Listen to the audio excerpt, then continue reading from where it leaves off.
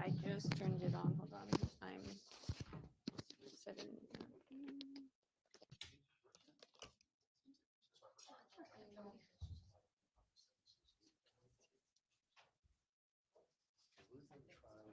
His live here.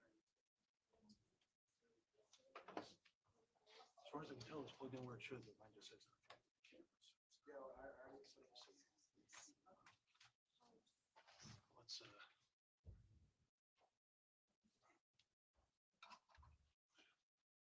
I have a longer cord if you need one. here it says try it on yours, see if it.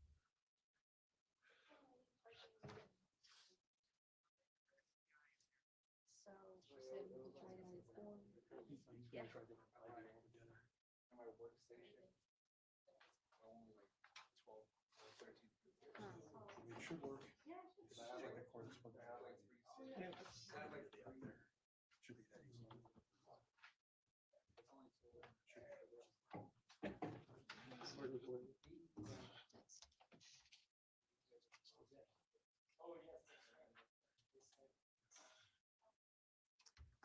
Okay, could I call you back? Okay, bye. This is where your smaller hands would be helpful. To get his cord in there.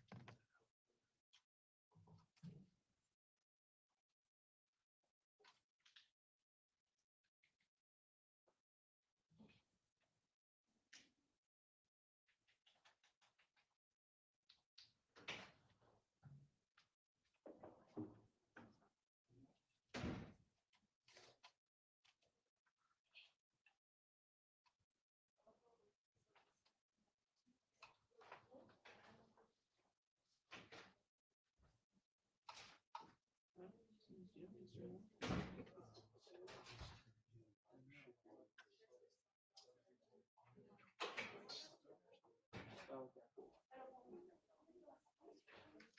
And I have a battery too. I can.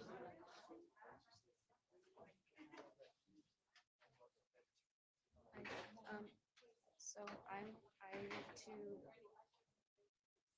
gain medium and actually made it lower ISO, and then when I go to high, it's like makes it like 5,000. So does the game just changes the ISO, right?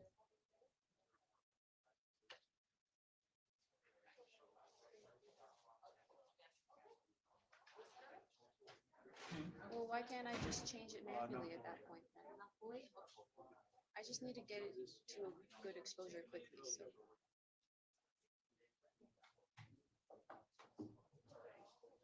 Okay, but it's too dark with 800. Yeah, so it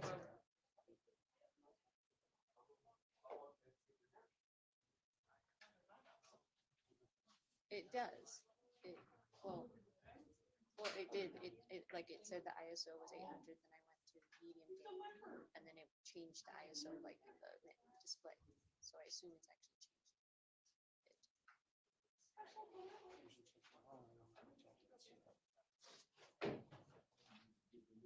Well, I don't mind having to switch. You're going live? I don't. Yours is I think it's fine. Okay, I just bumped it up to 1250, and it's looking better. It looks good from what I can see. Oh. Okay, cool. Yep. All right, thank you. We got it. Have a way to plug in power? Yes. Yeah, I would plug in.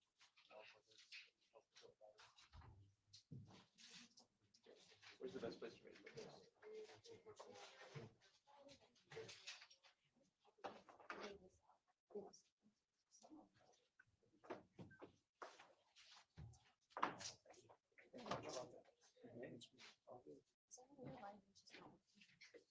Must be some kind of difference there when it sits down in this order, once we have the right connection.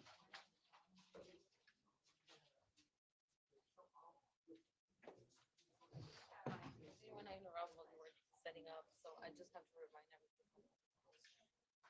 Original attachments for jurors. Right. About what's going on. And just the video and the audio, then we just decide the previous days. Yeah. Still transmitting. As this, so Right. You can just go through that. I think you don't have to turn it up, but just block the video audio when the judge is on. Right. Thank Okay. Rise, por favor.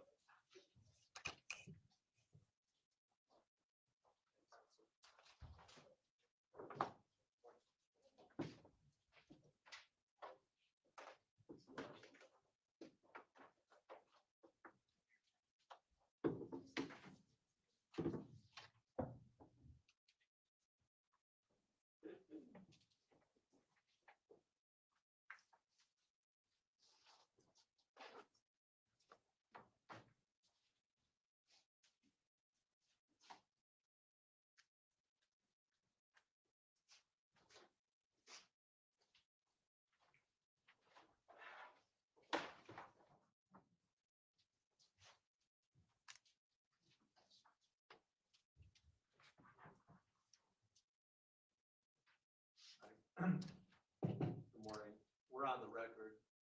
The record will show the presence of all counsel and defendant. It's 8:30, the jury's ready, but I was told that counsel, the defense counsel, wanted to raise a preliminary matter before the jury. Is that correct? Yes, Judge. We just wanted to make a quick record. We had some discussions with the state yesterday regarding how to proceed with the witnesses since we're taking them out of order today. And we communicated to the state, and the state allowed us essentially felt able to lay foundation for the things that the experts they are calling today will rely on. We are also taking a look at Rule 703, which states that the expert may base an opinion on information that the expert has been made aware of or has personally observed himself. So we don't think that there's going to be a problem with this. We're accepting the state's avowal that they'll be able to lay the foundation. And the state has agreed to stipulate that if for whatever reason in the future the state is not able to lay that foundation, then we reserve our right to object based on foundation. And we're doing that also for the court's efficiency, but also as part of trial strategy, so we don't have to have witnesses come on the stand for 5 minutes, come off the stand, and then get recalled later, because that might be disruptive to the jury. So we just wanted to make a record that that's how we have communicated with the state. Thank you. That's correct, Your Honor. We appreciate those working with us on the schedule to make it more efficient for today. All right, and let me just make sure I'm clear. First of all, I'm grateful that we're speaking to each other professionally like this and trying to resolve issues to make everything proceed more efficiently and expeditiously. But does that mean that there's a stipulation to the foundation? It doesn't mean that they don't have to call these witnesses, right? It just means that they're not going to. Correct. It does not mean, let's see this. We're It deferring mean- our objection on foundation until such time as I suppose they fail to lay it later with the proper witness. So, okay, so for right now, the agreement is that the state doesn't need to call these 5-minute foundational witnesses to lay the foundation for the expert testimony that's anticipated today, but they will in the future at some point. And then if they're not able to, then that remedy would be available. Yes. Is that right? That's correct, Your Honor. So our experts are going to be talking about photos, about scenes that we will lay the foundation for, but we will later subsequent to the testimony. All right, and does that mean, I assume this witness has some demonstrative exhibits? I'm sorry. Does this witness have any exhibits that he's going to introduce? These guys report, and we can refer to a report, and that may be introduced or not introduced. We see how the Okay. testimony goes. And there's one other small little issue. There was a preclusion of other ammo in this case, but the witness, the expert, used other ammo recovered at the scene to test fire the gun, which is similar to the ammo in the case. And so we just want the court to be aware, he's going to refer to other ammo used, and that's the other ammo. So Thank you, appreciate you bringing that up.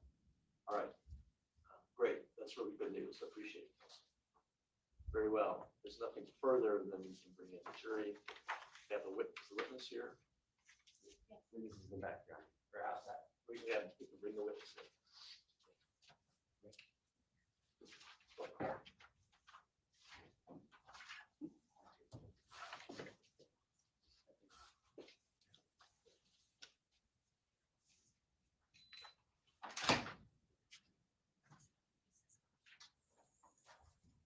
Oh, all right, we're taking it. Well, hold on a second.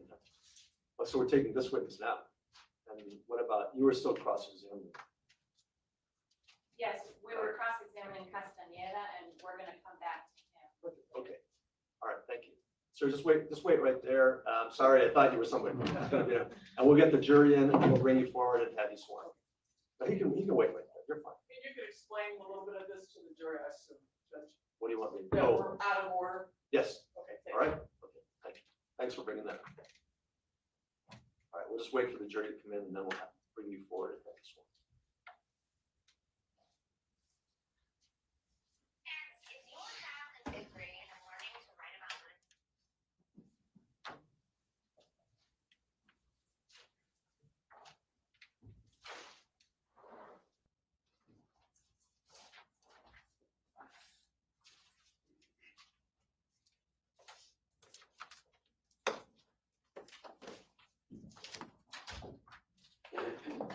Please rise, por favor.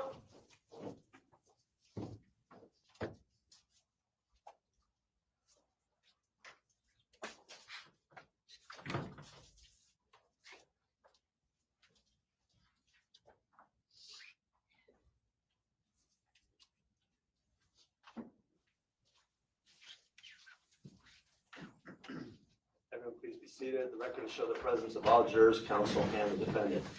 All right, good morning, ladies and gentlemen. Let me just talk to you for a second before we get started. Today, this gentleman here who's standing over here is going to be our first witness for today. I don't know anything about him or who he is. All I know is that he's come here from out of town, flew in last night. And so we're going to try and get this gentleman on. He's a witness for the state. He's going to take the stand now and provide his testimony. Gentleman was on the stand before. That was Deputy Castaneda, is that right? And so in the interest of trying to make things move as efficiently as possible, we're going to take this witness out of order. Usually we finish with that witness that's on the stand. Some other witnesses will testify, and we'll get to this gentleman in turn, but he's from out of town. We're going to take him out of turn. He's going to take the stand now. He's subject to examination by both parties. And then we'll bring back Officer Castaneda so that we can finish his cross-examination. There are some other witnesses that provide foundational testimony for what this witness is going to testify to, that the parties have worked that out with the court. And those witnesses will still testify. But I want to make sure we get this gentleman on and off today, finish with Officer Castaneda, and that will allow us then to take some shorter witnesses. And the goal really is to try to get us all out of here a little early. So that's why we're doing what we're doing. All right. So thank you for your understanding. Any questions about that? Very well. All right, we're ready to proceed. Sir, if you would come forward now and be sworn by the clerk.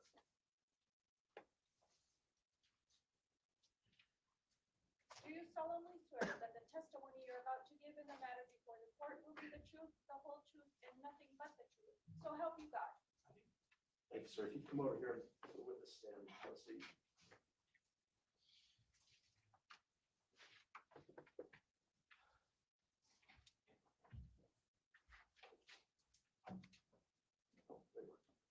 Good morning. Good morning. Rick, Mr. Wine, can you state your name for the record and spell your last name? Yes, my name is Richard T. Wyant, W-Y-A-N-T. Go by Rick. May I call you Rick? You can. Rick, where are you from? I'm from Seattle, Washington. You flew in last night? I did. Let's talk about who you are. So walk the jury through a little bit about who you are, what your education is. Sure. I'm a forensic scientist in the area of firearm and tool mark examination and shooting incident reconstruction. I obtained my bachelor's degree in 1993 from Colorado State University and my master's in 1994 from Colorado State University in forensic anatomy. My bachelor's was in microbiology. And in 1995, I was hired by the Texas Department of Public Safety, Texas Ranger Crime Lab, to be trained as a criminalist in the area of firearm tool mark examination. During those 3 years I was there, I was trained to do casework and also crime scene investigation. In 1998, I was hired by the Washington State Patrol Crime Laboratory in the Seattle area, and I've been there ever since. In 2008, I was promoted to supervisor, and in 2015, I started my own consulting firm doing the same type of work, shooting incident reconstruction, ballistic comparisons, less lethal weapon examinations, and that's the role that I am in today. How many years have you been doing this kind of work as a forensic scientist?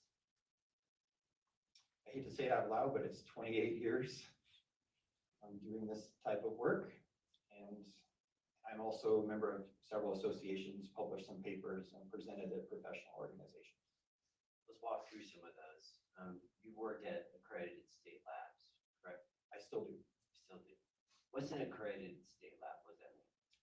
Well, accreditation is a governing body that oversees crime laboratories to ensure they're following proper protocols and procedures that are commonly used for forensic work. And part of that is chain of custody, analysis protocols, how we report, how we testify. And as part of that accreditation, we're inspected every 5 years. They go through our case files to make sure that we're taking proficiency tests, that we haven't gotten in trouble or said anything wrong on the stand, and then we're deemed to be accredited. And so my laboratory that I've worked at has been accredited ever since I started there.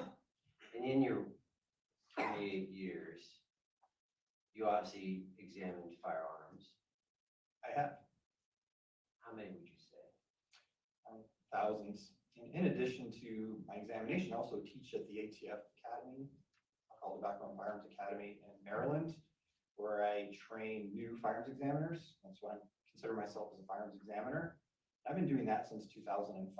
So in terms of handling firearms, during that course, I handled probably 50 during that week, in addition to all the firearms that I've examined during casework.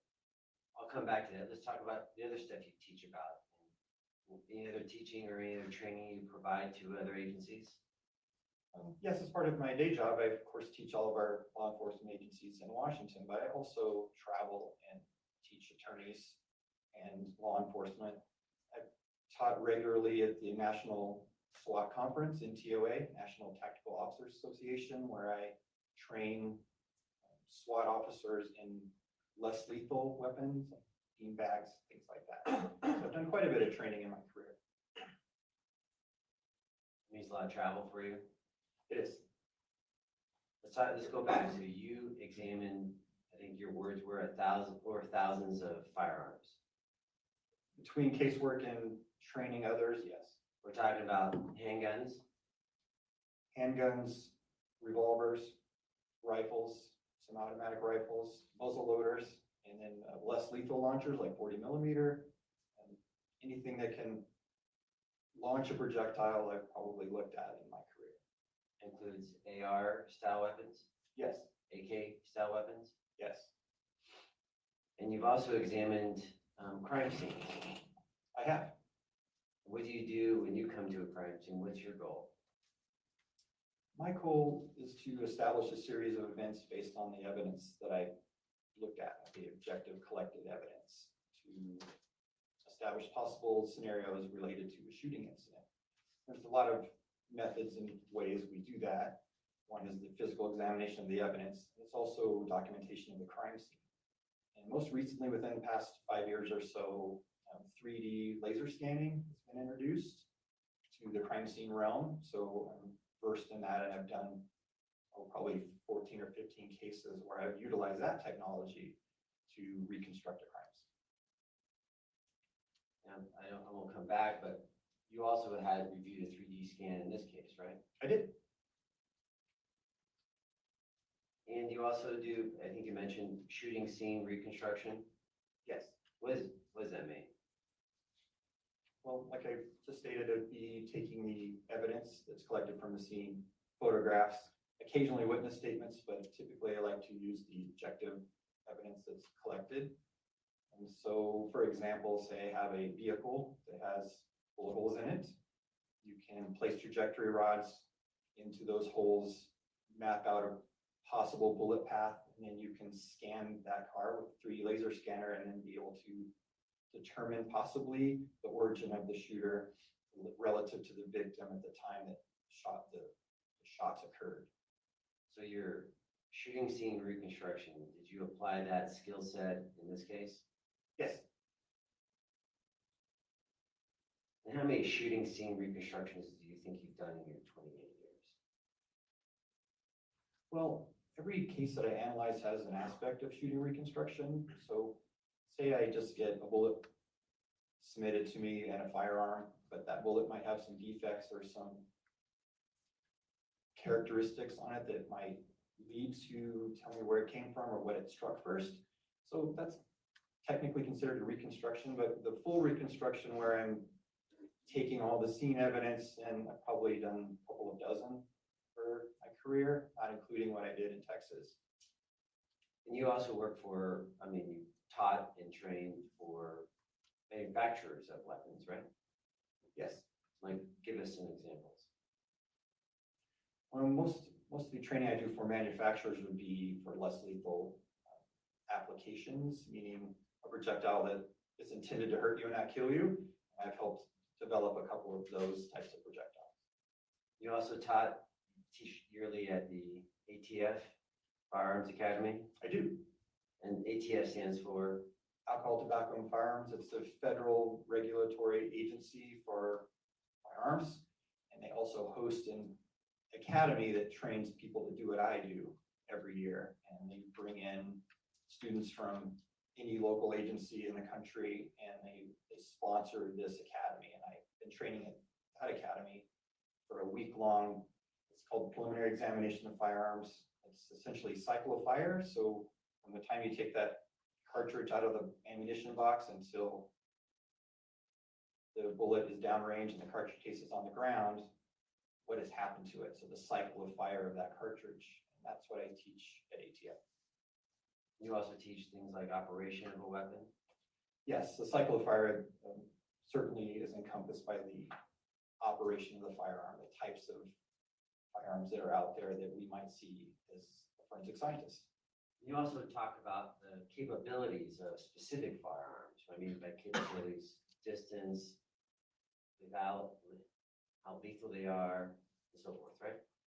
We have in-depth training on different types of projectiles and their behavior in flight and when they impact targets. Do you like shoot from a distance and measure and do all that stuff? How do you do that?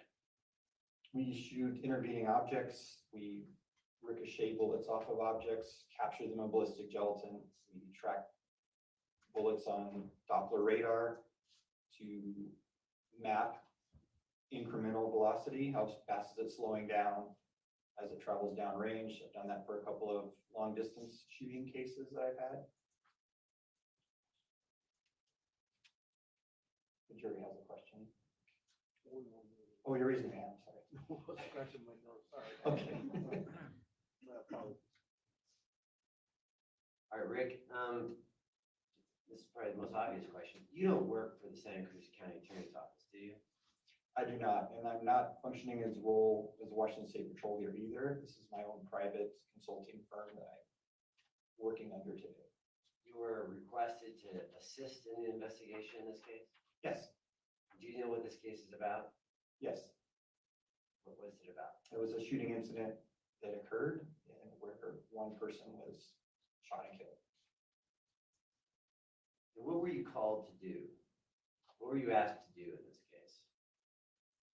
I was called to look at the crime scene and scan evidence and the ballistic evidence to determine if I could determine possible shooter locations and possible trajectory path of the bullet. And before we get into that, what was the weapon that you reviewed, that you looked at? I looked at an AK-47 pattern rifle. It was a semi-automatic version of the Russian AK-47, one of the most popular rifles in the world. You also looked at what kind of projectile. The ammunition associated with those rifles is a 7.62 by 39 caliber cartridge, which is a military rifle cartridge. You're familiar with this cartridge, right? I am. Have you ever testified about the distance that this cartridge can harm somebody? I have had a long distance shooting case with this type of rifle involved. How far of a distance was involved in that case? In this particular case, it was 796 yards, so about 8 football fields, half a mile. From that distance, this cartridge was fired and killed somebody. Yes.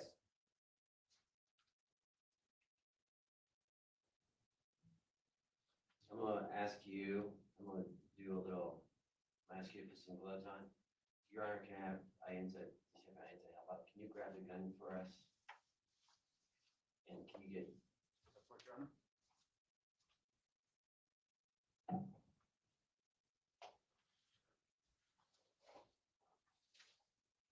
we're gonna show you what's been admitted as Government Exhibit 101. To you, I think you refer to it as 21JA. Does that sound familiar? It does. As they're getting the gun ready, you had, you came down to Arizona to do the analysis in this case, right? I did. Right, and walk us through, like, where'd you go and who'd you meet with?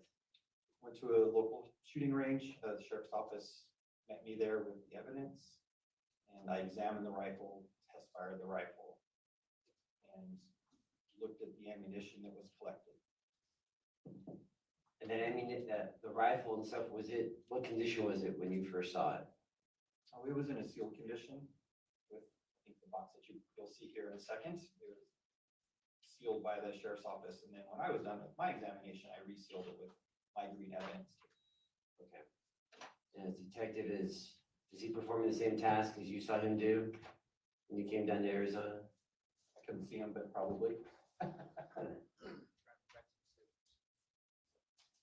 You use a pen, not use some scissors.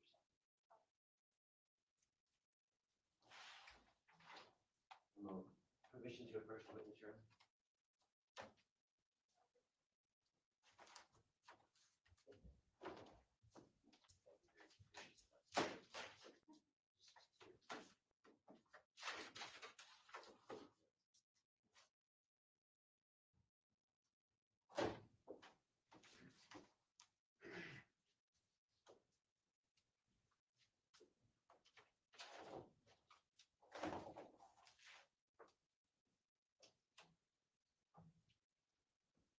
You can just open the box right there.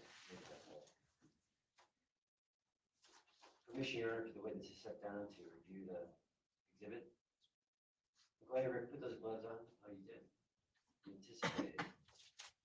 Rick, I want you to take a look at what's in Government Exhibit 101.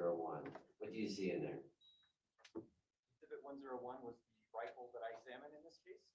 Do you recognize, like, the strap, recognize certain features, the strap, things like that about the rifle? Well, the main feature is the evidence tape that I placed on it during my exam. It has my initials and date on it. All right, I'm gonna walk us through how you measure operability and the functionality of the weapon when you review it. You can pick it up yet. Permission, I'm sorry, permission. Thank you.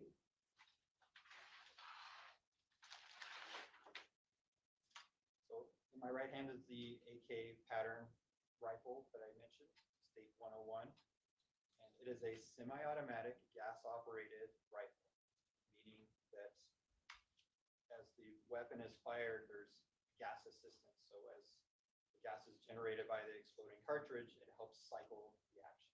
I'll talk about what the cycling is. So cartridges are loaded in a box magazine. We have one, and it's inserted in the base here. And then the operator will pull this handle, the bolt, the charging handle, to the rear, release it, and that will strip a cartridge off of the magazine into the chamber, and now it's ready to fire. When the trigger is pulled, safety is off, the cartridge will go down, the bullet will go down the barrel, the cartridge case will... Object to narrative, and I don't believe it's responsive to the question. You're asking to explain to.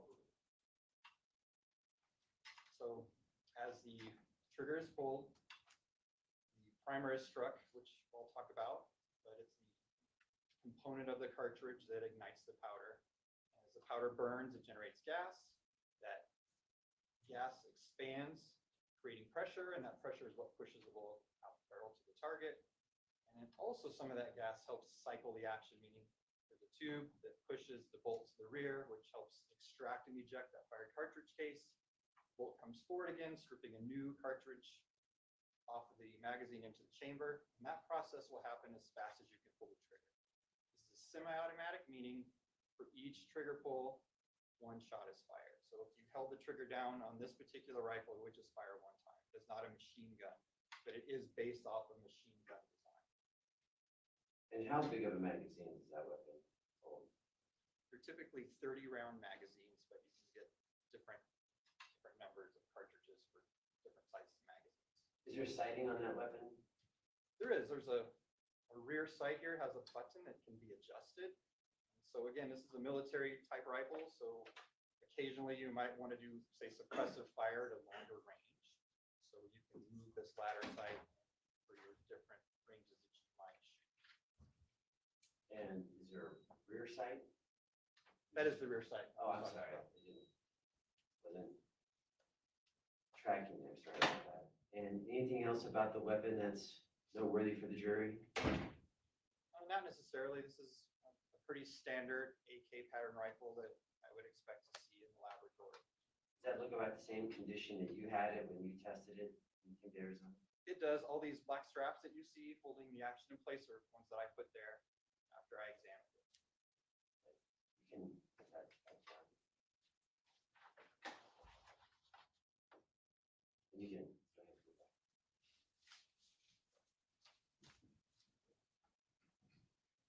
Do you recall when you came to Arizona to test that gun? I do recall, yes. When was it? Oh, it was 7/7 of 23. So that's July 7th of last year? Yes.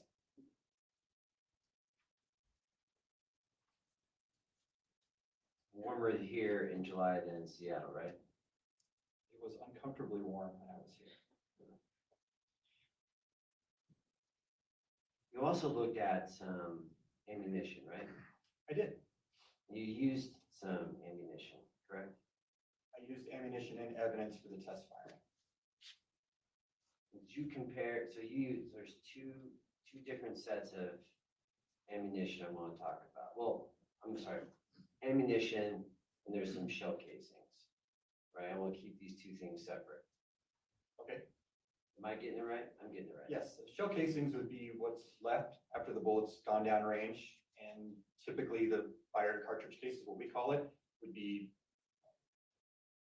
around where the shooter was. So it's automatically extracted and ejected, like I previously mentioned, so it kind of lands on the ground somewhere where the shooter was, and bullet is downrange. So a cartridge case would be fired, ammunition would be unfired with the bullet still in the case.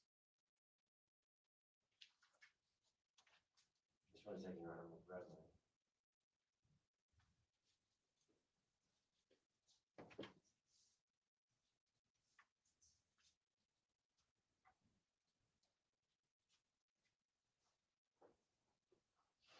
Do you recall the manufacturer of the ammunition that you reviewed, that you used? The manufacturer is stamped onto the base of the cartridge case. And in this case, it stated Wolf, W-O-L-F, and that is a common manufacturer of this type of ammunition. You also reviewed some, you got that from the sheriff's department? I did. Do you remember what exhibit, what item number it was? I'd have to check my report. Go ahead and refresh your recollection looking at your report.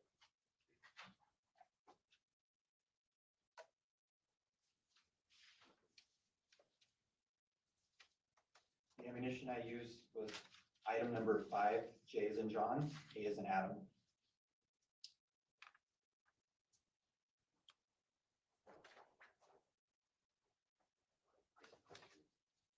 Someone just showed me. Actually, I'm gonna have you, you don't still have your gloves on, do you? I don't do.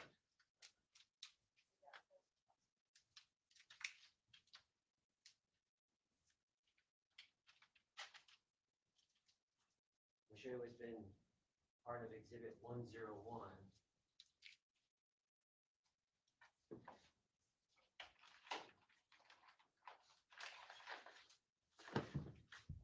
We'll show you the envelope, the 101.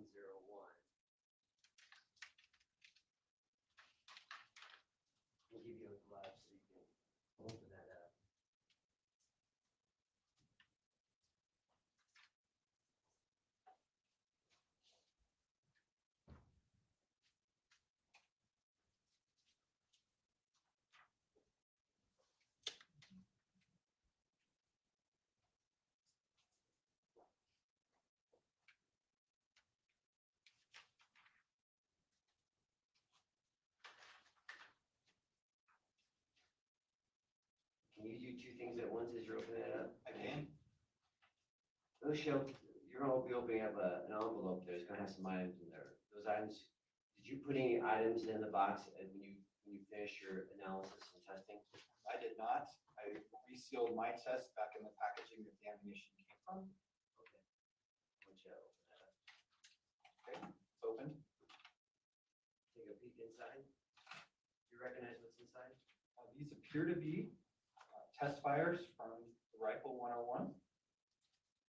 What's those are shell casings?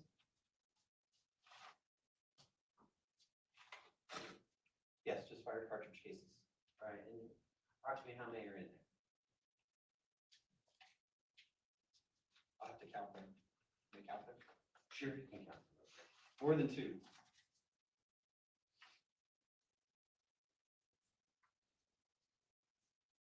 It's like 10. 10. And are those the shell casings similar to the ones found on the scene that, in this case? They are. They are 7.62 by 39 caliber Wolf brand cartridge cases. And those are the ones that you use to test this weapon. I use that same type to test this firearm.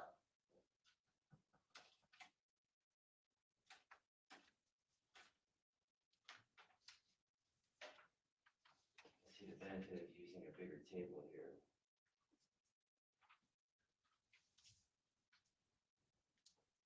I'm going to show you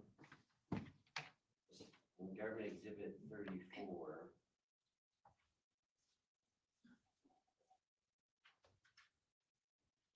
I'll show you image 4434. Just for, well, it's going to be. You see that image? Can we zoom in? I can't see it. What does that look like? What image does that look like?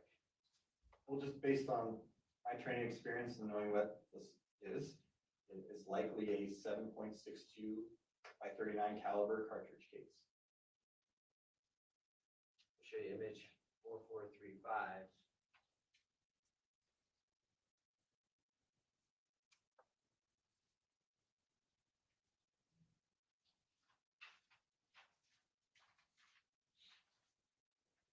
Same thing? Yes, 4435 appears to be also a 7.62 by 39 caliber cartridge case. And those match or similar to the ones in the envelope, right? Yes, appear to be same caliber cartridge type and make of the casing itself. I'm going to show you what's been marked as, and you reviewed crime scene photos, correct? I did. I'm going to show you what's been marked as same exhibit 34, but image 4438. Recognize that? I do. Maybe publish with the jury.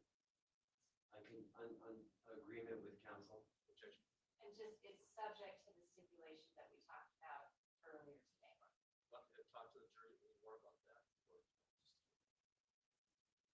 I think that'd be helpful. To just explain to the jury. Oh, all right, so this is what I was talking to you about before, taking a witness out of order. Now, remember also, we talked about any exhibit that comes into evidence that the court admits, there has to be what we call foundation. So witnesses got to come in and testify to establish that this, whatever the item is relevant to this case. So, for example, if there's a, and I'm just making this up, okay? This is not this case. If there's a bullet found or a casing found, this witness is about to testify to his opinion about some of that. Someone's got to come in. Someone's got to come in and say, that was a bullet or casing or whatever that was found at the scene of this alleged crime, not just some random bullet or casing that they found. So that's foundational. That's an example of foundation. Someone's got to come in and testify. Whatever this gentleman's going to testify to is something that relates to this case, like the casing that was found at the scene.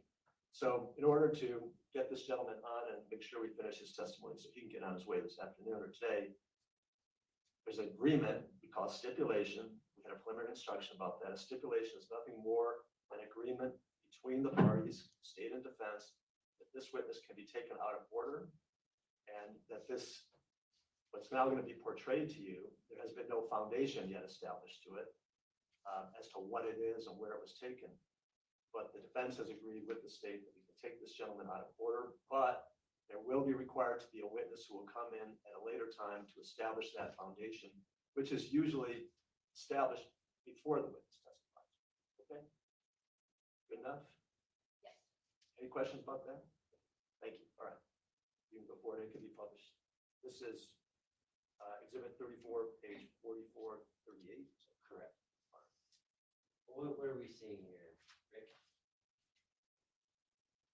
What you're seeing in this photograph is the documentation of the fire cartridge cases that were ultimately collected as evidence. I'm gonna go back to, believe it or not, that was the very first one I wanted to show. I'm gonna go back to images 4434 and 4435. That's the image we just saw together, right? Yes, Right, and you still have the envelope in front of you, right? I do. Still got your gloves on? I do. All right. Can you hold up one of the shell casings in that envelope? Do like a little thing like that for everyone? And Juror, can you just stand up a little bit so you can walk the perimeter there? Sure.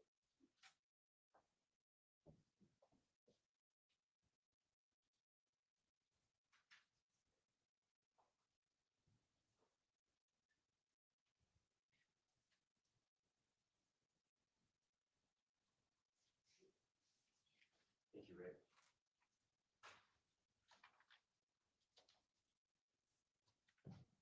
And that shell casing is similar to the one in 4434. It is. Just so, because I talked about this one too. I showed you 4435. That one too, right? Yes.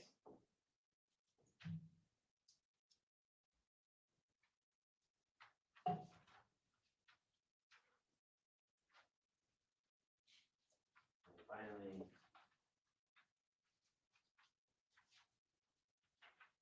4436. 4436 also appears to be a 7.62 by 39 caliber cartridge case. Just one more of those.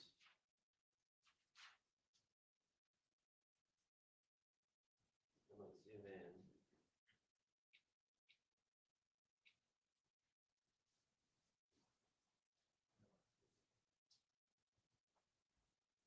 I can see it. You see it? You can draw on that screen. You want to circle it, top left-hand corner to activate it. Then you can put a circle around where it's at. There's a little stylus there.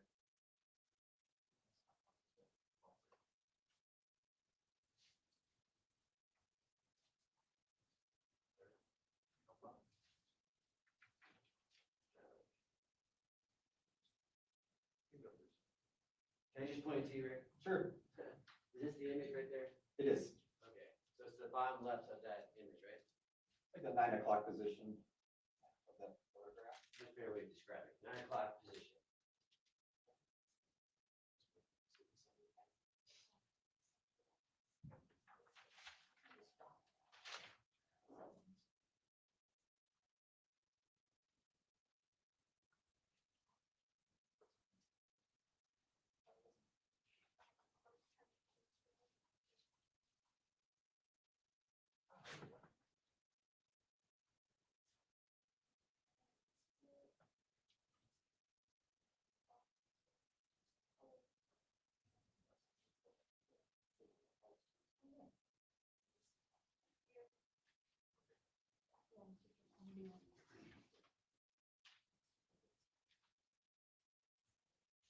There we go. I think we got it.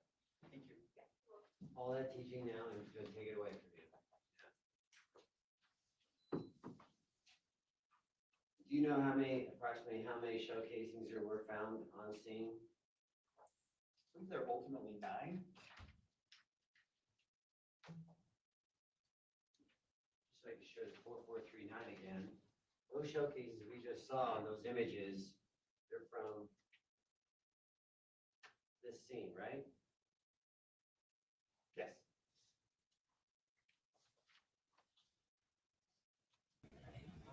And what are those little yellow things? Just little tents for those.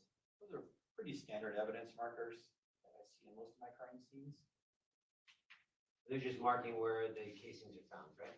Yes, and there's photographic scales on them. Photographic. Yeah, somebody else saying that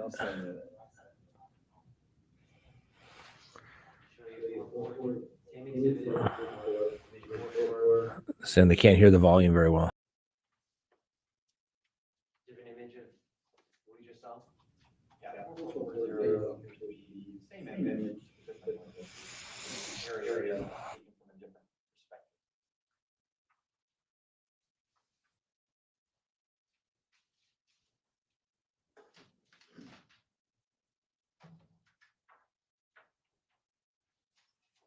We're going to do a close-up, real close-up here. What you see on, this is exhibit 34, image 4442. What do you see on there? 4442 appears to be another photograph of a fired 7.62 by 39mm cartridge case. And just so we have point of reference, you see the number 1 on there? I do. See the number 1 on the screen? I do. Okay.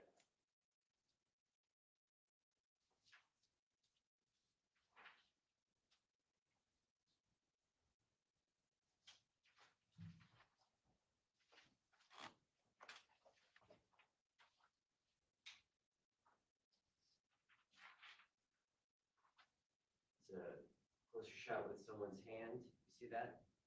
Yes. That's 4443.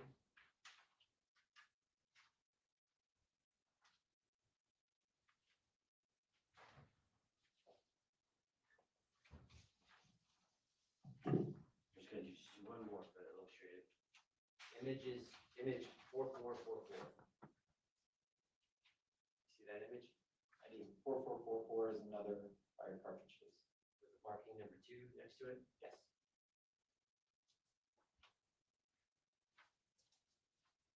And all those these showcases you're seeing match the one that's in that envelope, right?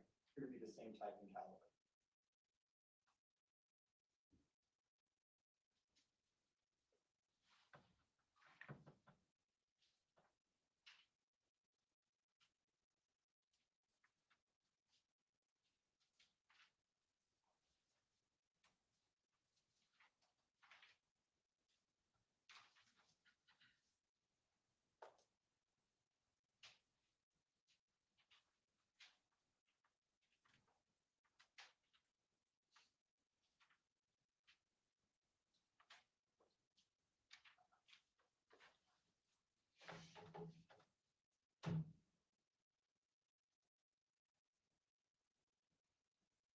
When you came down to Arizona, your goal was to check the operability and the functionality of the weapon. Yes. Explain to the jury what that entailed. Simply examining it and test firing. And part of the examination is to look for defects or alterations to the firearm. Of course, any safety concerns of firing the firearm. And ensuring that the magazine fits in chambers and cycles properly. Recall any functionality issues with the weapon? No. Any defects with the weapon? No. In your opinion, did it operate as intended? It did. And you test fired that weapon? I did. And how'd you, what goes into the test firing of the weapon? Pretty simple. After my examination, I check the board and be sure there's no obstructions inside the barrel. That could be bad. And I had ammunition there from evidence, so I used that. I used the magazine from evidence and test fired like anyone would fire a firearm. And with this weapon, when you tested it, how far were you away when you tested it? I did set up some panels a little over 100 yards away to shoot at. So I have a target base. And those shots were fired from a rest, meaning a stand that I placed the firearm in, and everything functioned properly. Why'd you pick a little bit over 100 yards? Well, I knew that was the approximate distance of the question here. And I also wanted to see if the bullet was stable in flight at that range. And that's something I've seen, especially some of the AK pattern rifles, is they're fired so many times that the rifling are spiral cuts in the barrel to give the bullet stability in flight, like a football. And if that rifling is damaged or altered or corroded, it affects the flight of the bullet. So that was one of the things that I wanted to test while I was here. Was that bullet stable at that distance? Meaning, is it making nice clean holes into my target?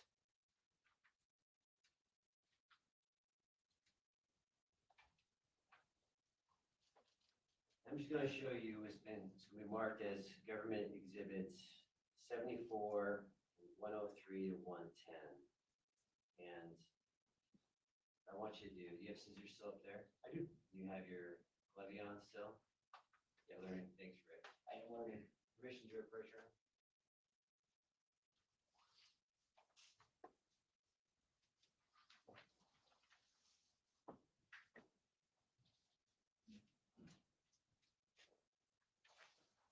You mind opening up Government Exhibit 74?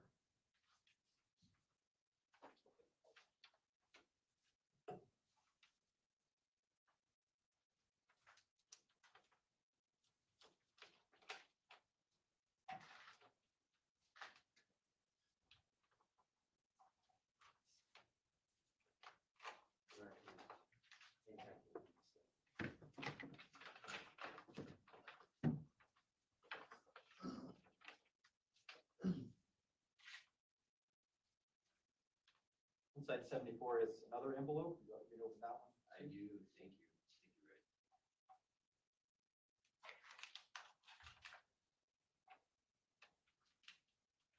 74 was marked item 1, J as in John, A as in Adam. Inside that second envelope is a fired cartridge.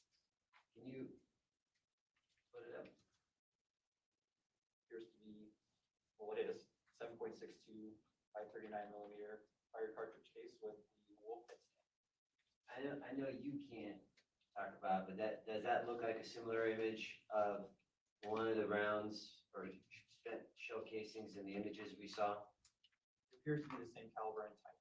Okay, I'm not going to ask you to do all of these, but open up exhibit 10.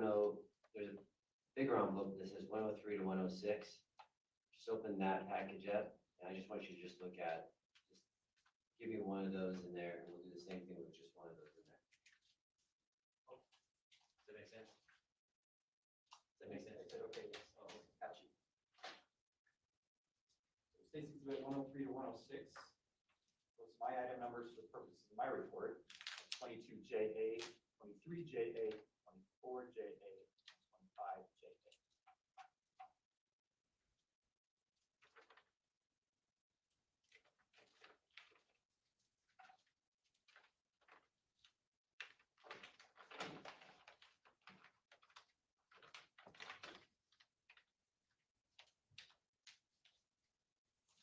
Don't take them all.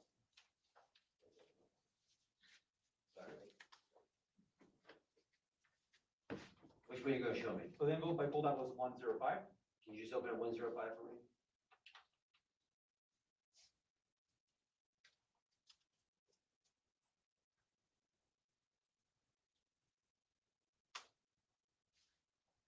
Oh, I'm sorry. Is it open? Yes. Take it out and show it to the jury for me. And what does that look like? This is another 7.62 by 39 fired cartridge case with wolf head stand. And I know you can't testify to this because you weren't there, but does that look like one of the same rounds that was in the images I showed you? Appears to be the same caliber and cartridge type. Can you put 105 back in that bigger envelope? Permission to check that. Go back up.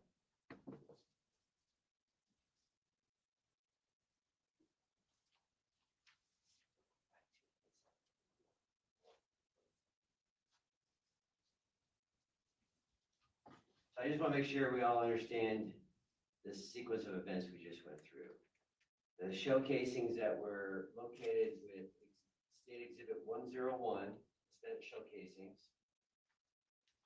Got that in your head? Yes. They match the ones that we just saw in Government Exhibit 74, and I think you looked at Government Exhibit 105. Yes, they all appear to be Wolf brand 7.62 by 39 millimeter fire cartridge cases.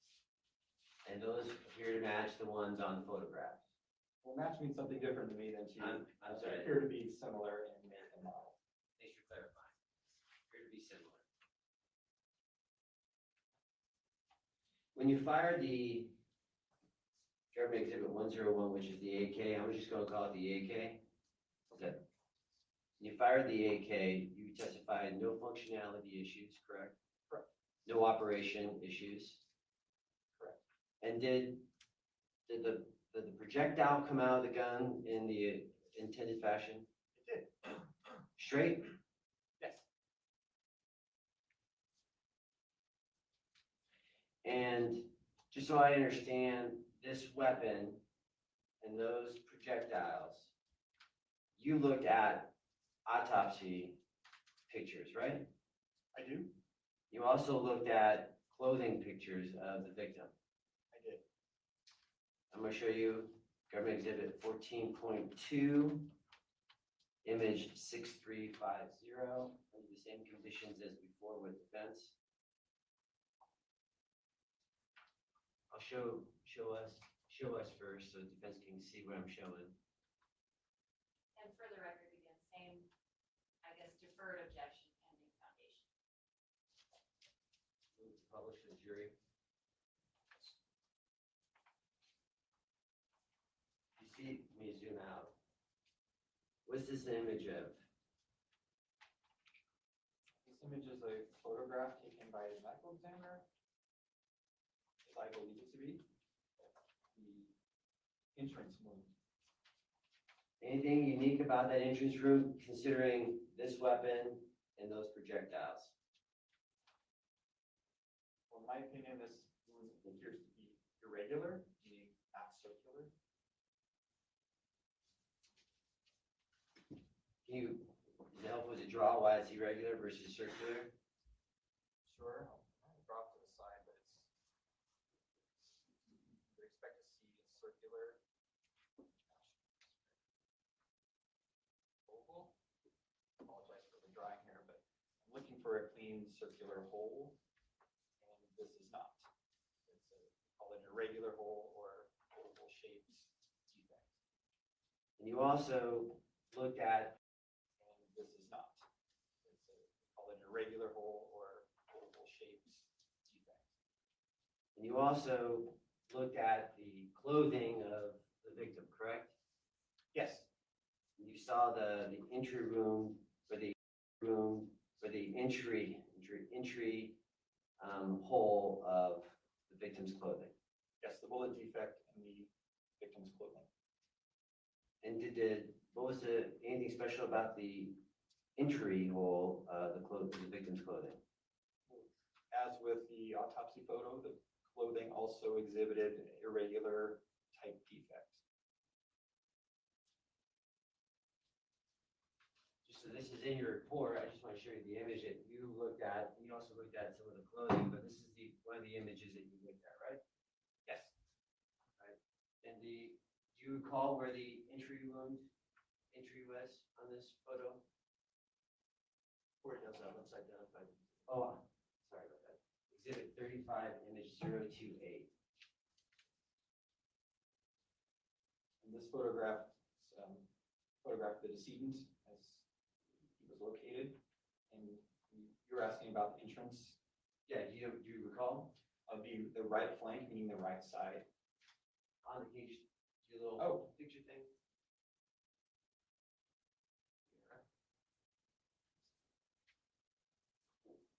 Where all the staining is at, right? Yes, where blood deposition is.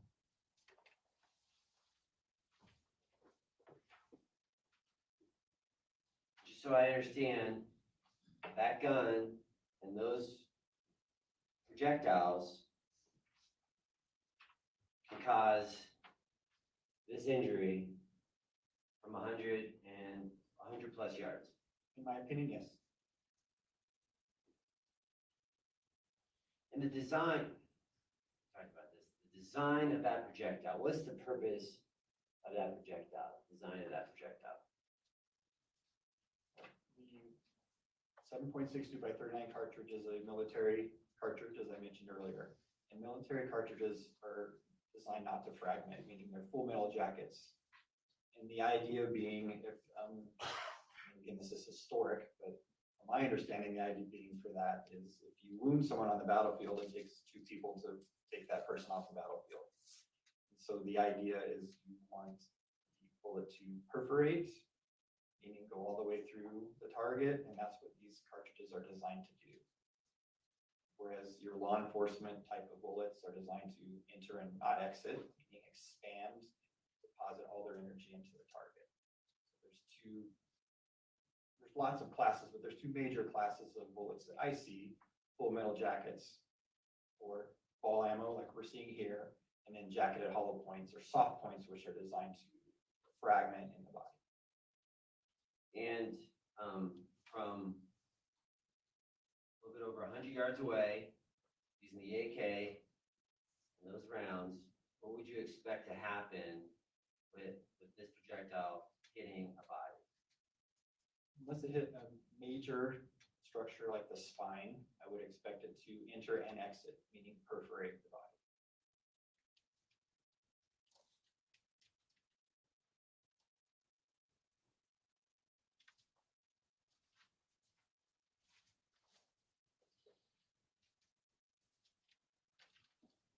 Let me go back to is there a technical term for what's happening with this round as it enters the body? Oh, I thought I already used the technical term. Is there a technical term for it? Well, it's an irregular entrance wound. So one term could be used if the bullet's in yaw, meaning it's not stable. It's flying irregularly. And so one example of that would be ricochet sound you hear in the movies. That's a bullet in yaw. As it's spinning through the air, it's making a whirring sound because it's not stable, it's not flying straight. So that's one of the technical terms we use to describe potentially the bullet behavior going here. The bullet is in yaw and not flying straight. And so your opinion is this entry wound is created by a bullet in yaw. Well, what causes a bullet to be in yaw could be intermediate object. So I published a paper and actually presented on this very topic where a bullet would strike something even slightly, and that impact would create the yaw, meaning knock the bullet out of its stable flight that it has. And I think, in my opinion, I think that's what's occurring here. And you fired this weapon, right? So without anything interfering from the weapon to the target, right? Nothing in between. I did. When I fired it, I did not impact any intermediate objects intentionally. Any yaw? No, all of my witness panels that I fired, my targets all had clean holes or defects, meaning the bullet was stable. And you're familiar with this scene here, right? You're familiar with the topography, the trees and landscapes? I am. I did look at the scan data. And are there things in this scene that can create yaw of a bullet that's been fired? I would say not several, but many mesquite trees. They were at the scene that I saw on the point cloud and on the crime scene photos and on the drone footage to indicate that, yes, there's many objects between the house and the decedent. And so explain to the jury if a bullet fired from this weapon, that round, from that distance, if it hits a trunk, it's gonna stop the bullet, right? If it hits a trunk? Tree trunk or car trunk? Oh, good question. Tree trunk. Yes, or a branch. I mean, anything that could, can just deviate it from its flight. In this bullet, with the velocity it has, it can go through a branch, it can go through obviously twigs or things like that, right? Yes, But any of those things can cause a yaw, yes, and it would still continue on its flight path, right? generally, it depends on how destabilizable it is, how much it will deviate from the flight path.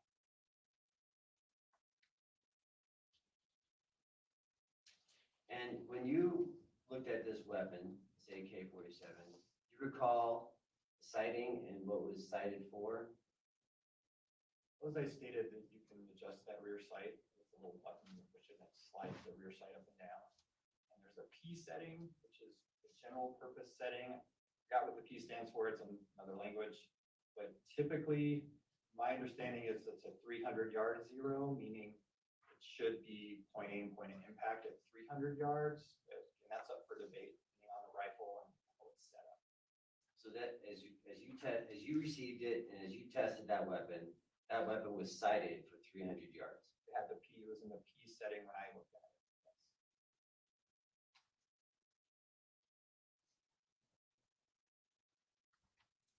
Yes. By me, I had a question. Could this injury, go back, how do I do that? This injury, could it be what we call bullet fall? You know what bullet, am I using a layman's way of explaining that? This is something I explored in my 800-yard case, and in my opinion, no, this could not be bullet fall. What's bullet fall, so we can explain? So there's an angle for which you can fire a rifle or a pistol that would be the maximum range. Gravity versus velocity of the bullet. And so most firearms, it's about 33, 35 degrees. So if you hold it 35 degrees, it's going to go its maximum distance that it can. If you go beyond 30 degrees, it's going to run out of velocity and then it's going to start falling. It's going to lose its velocity. So I did extensive testing on that. There's published papers on this too when I had my 800-yard case.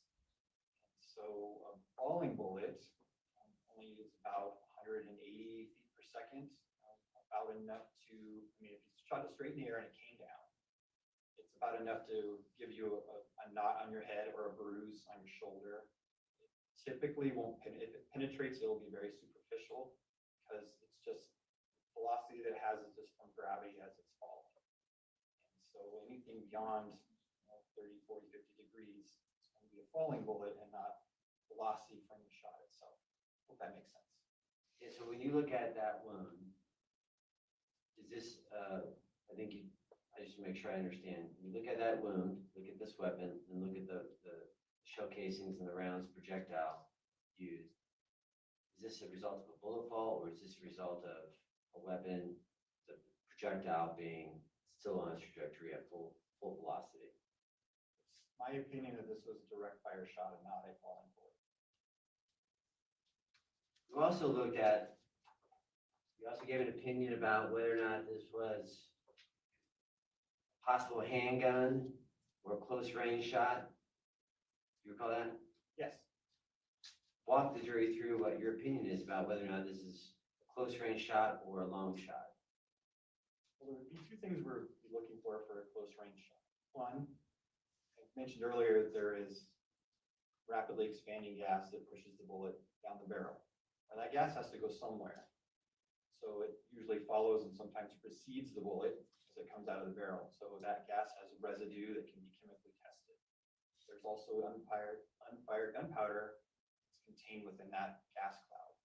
And if you're close enough, that will deposit itself on the target, clothing, the wound, etc. And so we can test for that. Secondly, we have an irregular wound and we know that this firearm fires straight bullets. So something would have had to come in between the shooter and the victim to destabilize that bullet in the path that it So those would be the two things that we would look for a close range shot. Additionally, a pistol round, typically, based on my experience, when unstable pistol rounds hit people, they don't exit because they lose all their energy as they are unstable flying through the air. Now, this being a military cartridge, much higher velocity, much smaller bullet, so it can be unstable and still manage to perforate a person. So all of those factors, again, was my opinion, it was a distance shot from a rifle.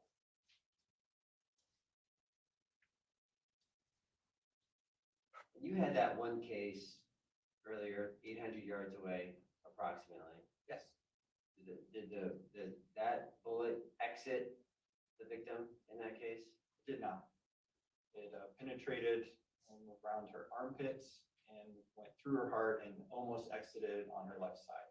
So distance does matter whether or not there's enough velocity for this type of bullet to enter and then exit. Certainly, and it did lose, obviously, some velocity traveling 800 yards, but still was lethal at that distance. And you're, in this scenario, in this case, that distance, 100, a little bit over 100 yards, was enough, it's short enough distance for that gun, for that round to penetrate and exit. Yes, In your opinion, it was a long rifle that shot that round that killed this victim. the wound is consistent to a rifle round.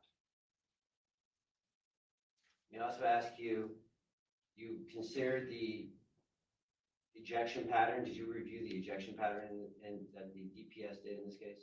I did, And they did their own testing of the weapon, right? yes. And you reviewed that ejection pattern. I did, and I saw a similar ejection pattern, although I didn't map it when I was doing my own test fire. So essentially, we have three possible ejection patterns. We've got the crime scene, we've got DPS, and we have yours. Yes, All right. All three of those ejection patterns, are they similar using this weapon? well, I'm not sure where the shooter was specifically. So, when we do our testing, we know right where the firearm is versus the pattern. But the pattern size was similar in all three areas. It's some dispersion and typically to the right of the firearm, and that's been my experience with these types of firearms.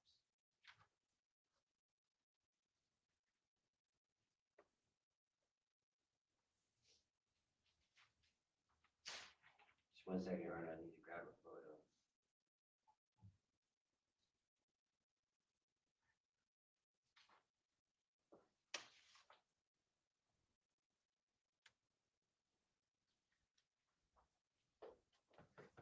Just 1 second.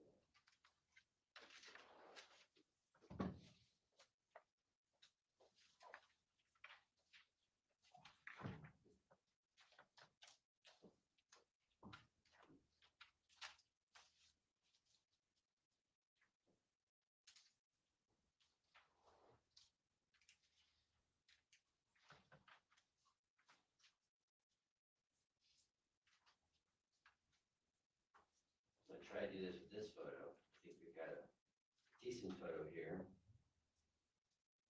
I'll show you what's been marked State Exhibit 34, image 4440.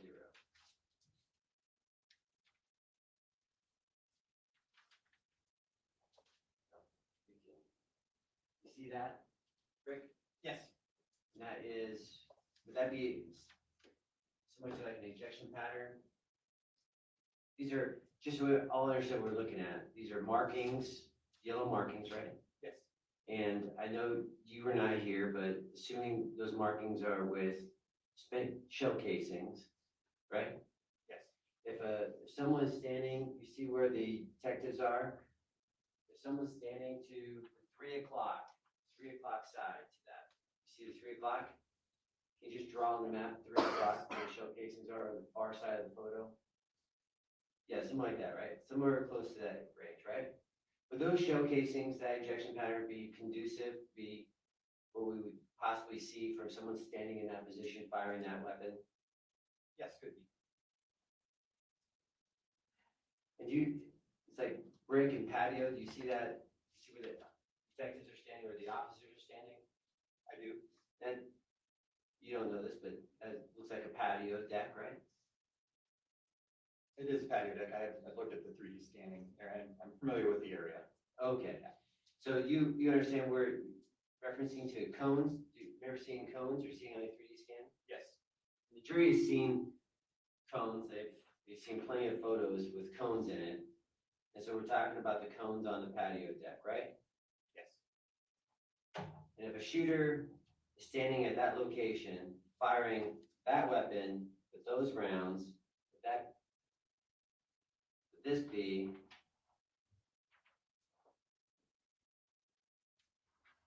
an ejection pattern that you could see, that could result? It is consistent.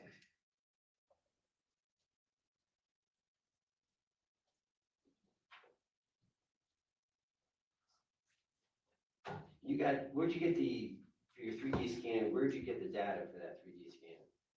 Arizona DPS did the scanning.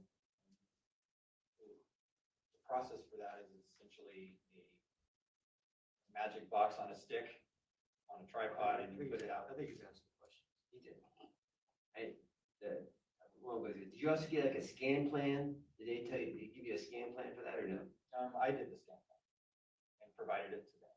No, they did, with DPS, when they provide you the raw data? Yes. They provide you any documentation to go with it? All I wanted was the raw data so I could register it myself. And you prepared the output for the 3D scan? Yes. What was the distance from your 3D scan? What was the distance from the patio, from the cone to where the victim's body was found? It was consistent with the measurement that the drone had already measured. So I just confirmed that measurement. Would 350 feet sound familiar? Yes.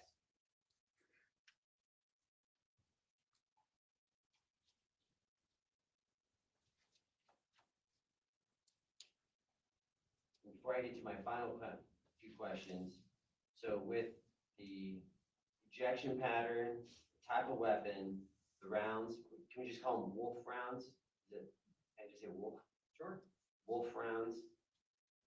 The wound and the clothing, what's your opinion about where the shooter was in this case? All the evidence I looked at is consistent with the shooter standing on that porch, or that based on the physical evidence that I looked at that I'm aware of, the shot could have come from the porch. Just 1 second, Your Honor.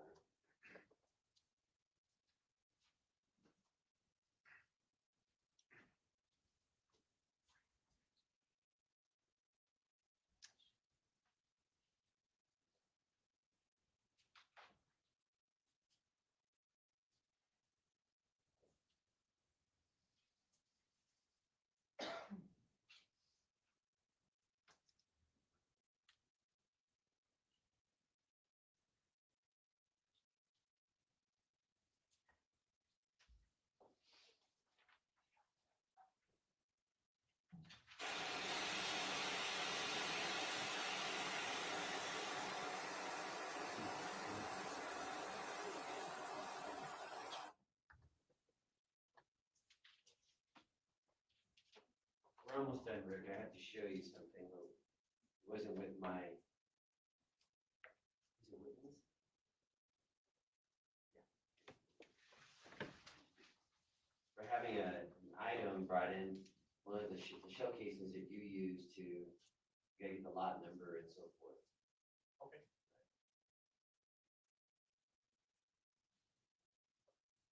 As they're getting at, Rick, and so the round that entered the victim's body and exited, do you know what happened to it?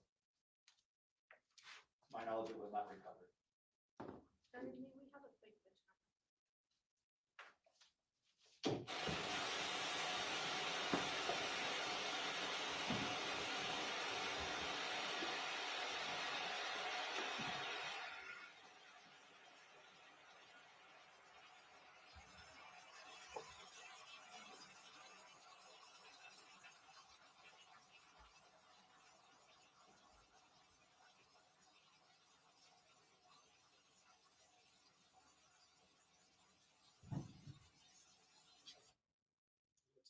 30-minute recess and we'll stay here.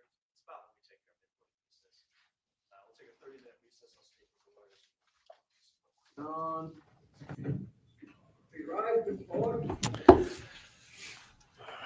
All right. Good morning, everyone. At least here in Colorado, we are watching the trial of Mr. George Kelly, the rancher down there in Arizona, who's obviously been accused of killing a man that was on his property.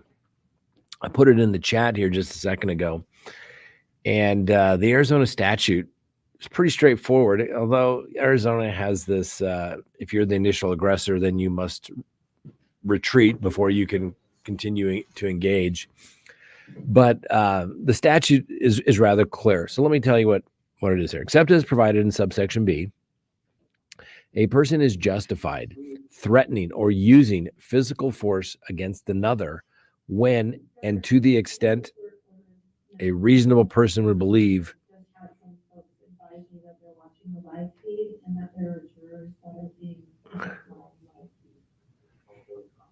Hold on.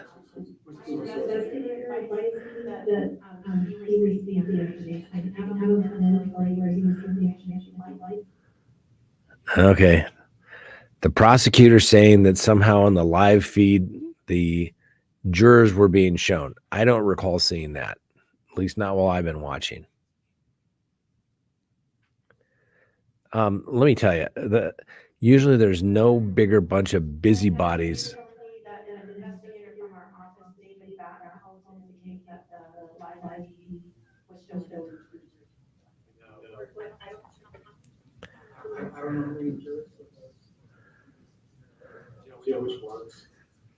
Okay, so another investigator called the investigator there that said at some point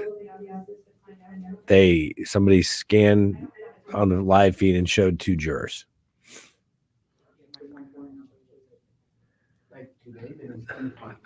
I don't remember seeing that. Let me check.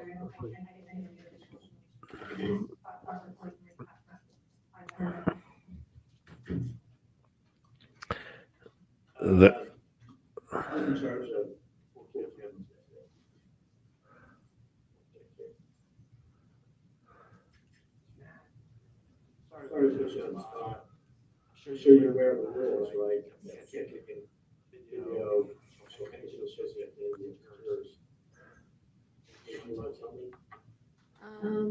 Well, there was a moment where I was panning and I was not fully paying attention, and I just briefly saw it, and they were blurred out, a couple of jurors right here. And the moment I noticed, I panned back. And when it happened, I was like, oh gosh. And I was like, okay, I need to pay more attention because I know that's a rule and I didn't need to do it. I apologize. All right. Well, I don't think there's anything you can do about that. So since operating the cameras well within the rules, just explain what happened. Just be very careful in the future so it doesn't have to be consistent.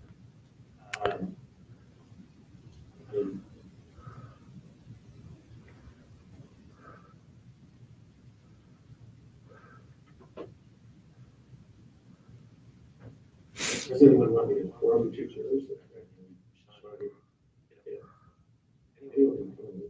I was gonna say anybody can come into the courtroom and see who the jurors are. I just never understand why all this secrecy about the juries. I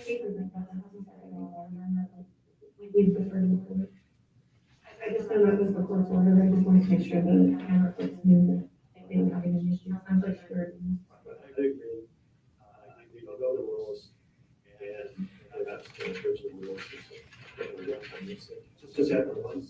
Just once, and when I saw it happen, I was like, oh gosh, nope, need to pay more attention. I apologize. So the camera person knows what has to be done.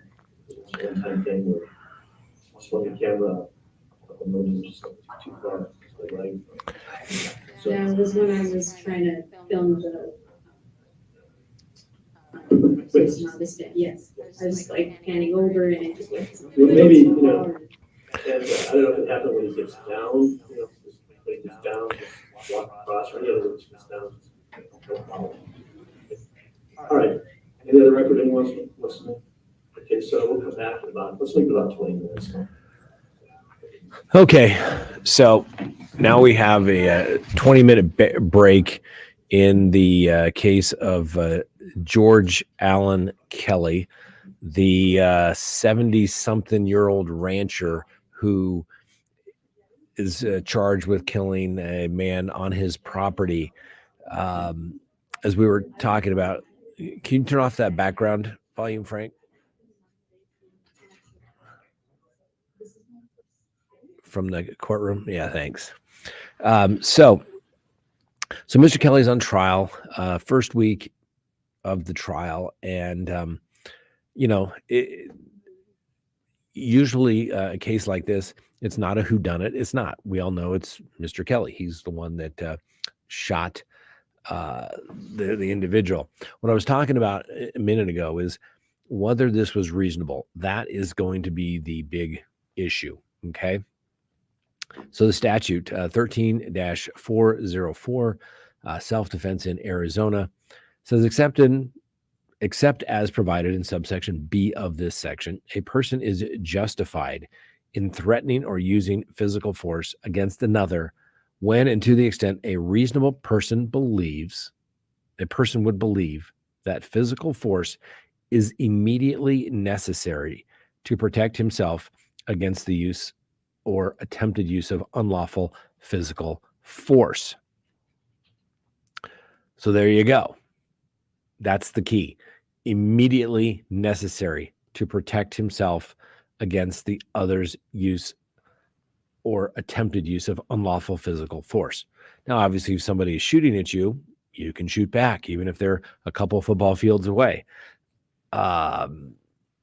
If they're not armed and they're just crossing your property, could be a little more problematic, say, if you were the defendant in this particular case. So the other part of this subsection of the statute doesn't really apply, but subsection B says the use of physical force against another is not justified, first, in response to verbal provocation alone. So if you're getting into a shouting match, you're never justified in shooting somebody, or to resist an arrest that the person knows or should known is being made by a peace officer or by a person acting in a peace officer's presence and at his direction, whether the arrest is lawful or unlawful, unless the physical force used by the peace officer exceeds that allowed by law. What does that mean? You can't resist an arrest. You have to go fight it in court. You don't get to say, I'm going to beat the cop up because it's an unlawful arrest. Can't do that. Third provision, when deadly force is not justified, if the person provoked the other's use or attempted use of the unlawful physical force, unless A, the person withdraws from the encounter or clearly communicates to others his intent to do so, reasonably believing he cannot safely withdraw from the encounter, and the others nevertheless continues or attempted to use unlawful physical force. So Arizona has this, what they refer to as the initial aggressor. So if I go up and start somebody and say, I'm going to kick your butt, and maybe you have a gun, maybe you threaten them, you menace it by showing, look, I have a gun, and they say, oh, okay, oh, you got or I got a knife, and they have a gun, right? And you say, whoa, I only brought a knife to a gunfight. Sorry, I'm out, guys. We'll see you some other time. At that point, you're an initial aggressor, you're withdrawing, but if they come after you, then you can use deadly force to protect yourself. It gets kind of tricky. It would be a lot easier if the law simply said you can use deadly force to defend your personal property. If anybody comes on your land, you're trespassing. Maybe the laws of the Old West, but no matter how much you may like those laws, you don't normally get to shoot people just for trespassing on your land. Remember, growing up, you always saw the land, trespassers will be shot. Well, the laws changed a little bit. You used to be able to do that. Now, maybe, just maybe, the world would be a better place if you got to use deadly force to protect your property. Although there's always going to be the extreme circumstances where somebody takes it to the extreme and, then somebody overreacts, change the law. And next thing you know, you can't defend yourself ever unless literally somebody just comes up and starts attacking you. Thank goodness we still have the home. Now, I'm not trying to give Mr. Kelly legal advice here, but,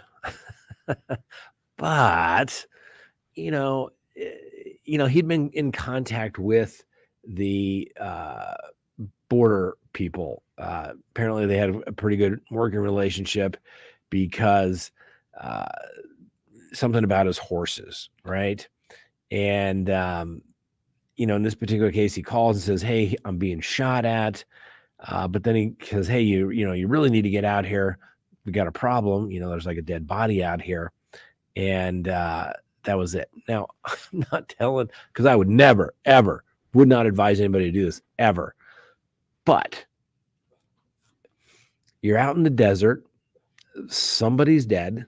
The people that are coming across the border probably not going to be too proactive to, run and contact Border Patrol. Who knows what happens in the desert? Now, I'm not saying he should have done that, but just, think of it. It is what it is. Or obviously you wait until they come into the residence because in most states, once they come into the house, you can do that. Now, you can't shoot somebody and then drag them into the house. Okay. You could, but you got to, you'd have to cover up all the marks, the drag marks. You couldn't have that. You'd have to pick up all your casings. It'd be very, very complicated. Now, looking back in hindsight, we'll have to wait and see exactly what Mr. Kelly testifies to. But if he had called me and I was his attorney, I would say, don't shoot. If he had called me before shooting, I say, don't shoot. It may appear as though you may not be in fear of immediate fear of death or serious bodily injury, or as the Arizona statute reads, that immediate necessary to protect himself against the other's use or attempted use of unlawful physical force. Have to wait and see, I guess. I don't know. This is a tough. Listen, clearly the prosecutors have to have a good faith basis to bringing this case. All right. Whether it's for political reasons, what have you. The case didn't get just thrown out because obviously the prosecution can bring the charges. They've done their investigation. Now it's up to a jury. It's just one of those situations. You get into much bigger, and we're not going to try to get too political here, but you have a situation where there is no southern border anymore, and people just keep cutting across it. These ranchers have these properties. They're allowed to, the quiet, peaceful use and enjoyment of their property, and shouldn't have people going back and forth upon it. If it were up to me, I could probably solve the border crisis rather quickly. Involves the United States military, and it involves interlocking fields of fire, right? So little fighting hole, and the machine gun pits all interlocked so they can boom. And if somebody crosses the line, then you could do that. But then, are they using physical force? No, you probably have to pass a law saying that if they're coming across the border illegally, they can't, because we wouldn't want our people in the military to go to prison. Or another possibility is, you could just try to shut it down. Just reasonable, not unreasonable thing. And if somebody has legitimate amnesty claims, they could apply for them in Mexico. I think that's the way it was for a while there. And obviously, amnesty is it's a legal route to not be returned to your country of origin if you have legitimate fear of political repercussions because of your political views or religious views, where you're actually going to be persecuted, not just because it's a poor country and you would like to have a better life. Who doesn't want a better life? I get it. If I lived in a lot of these countries, there was not a whole lot of great opportunity. I too would want to come to America, and it's the type of situation. But there are laws, and if you don't enforce the laws, or at least make people comply with them, it can be very problematic, as we can see. So George Kelly, like I said, he has got a bit of an issue. I get it. He's old. It's a matter of principle. But this is not a slam dunk case for either party. It is the type of situation, and this could go either way. If you have enough jurors that say, "Oh, Mr. Kelly, man, I'm sympathetic to your cause, but I just don't see how, you were in true danger.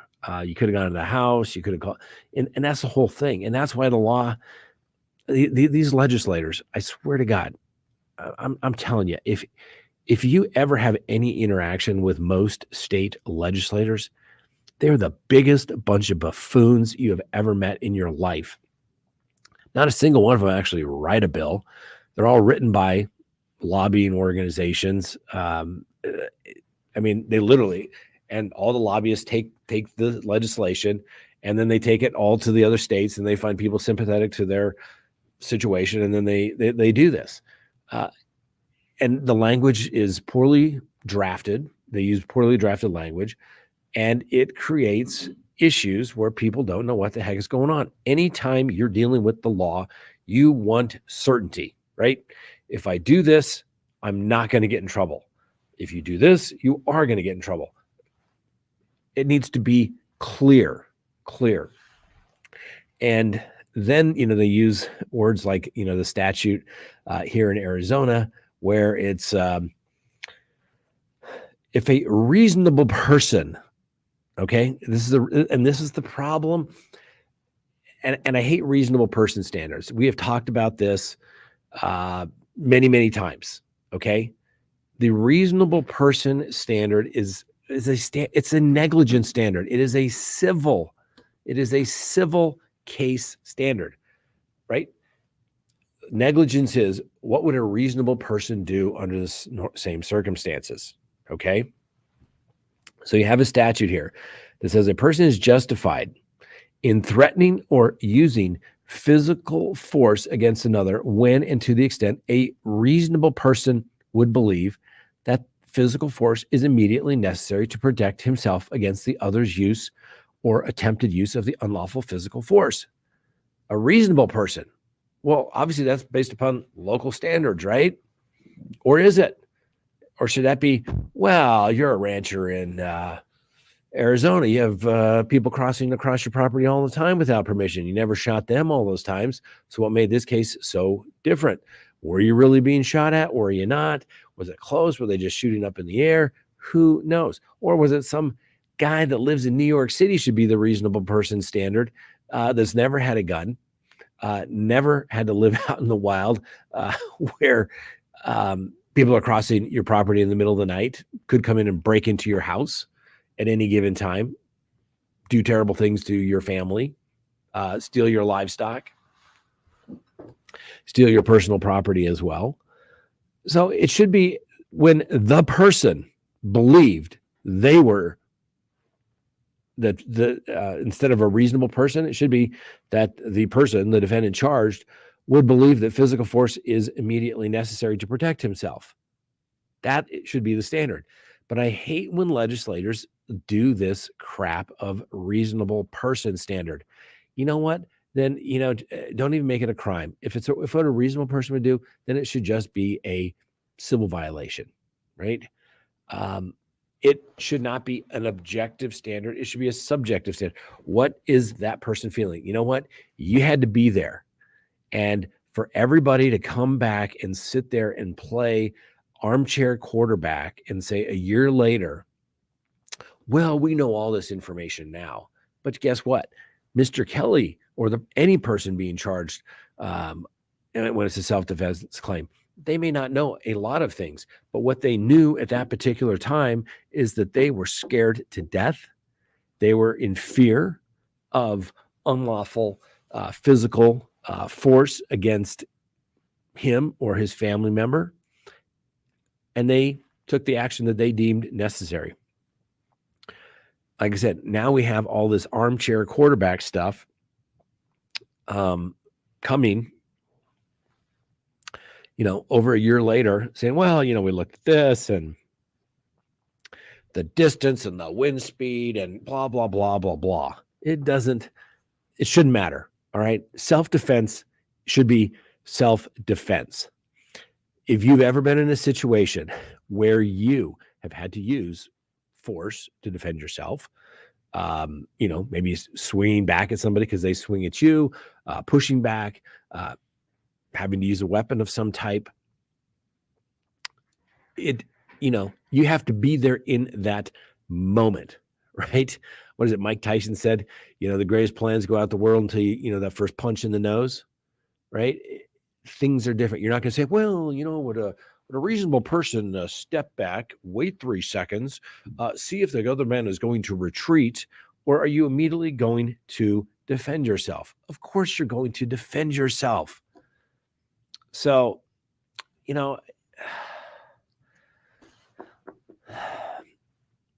a double-edged sword, ladies and gentlemen. You want to be able to do it.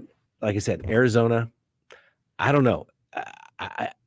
All these legislative, it's run amok. It used to be, we actually sent citizen legislators, right?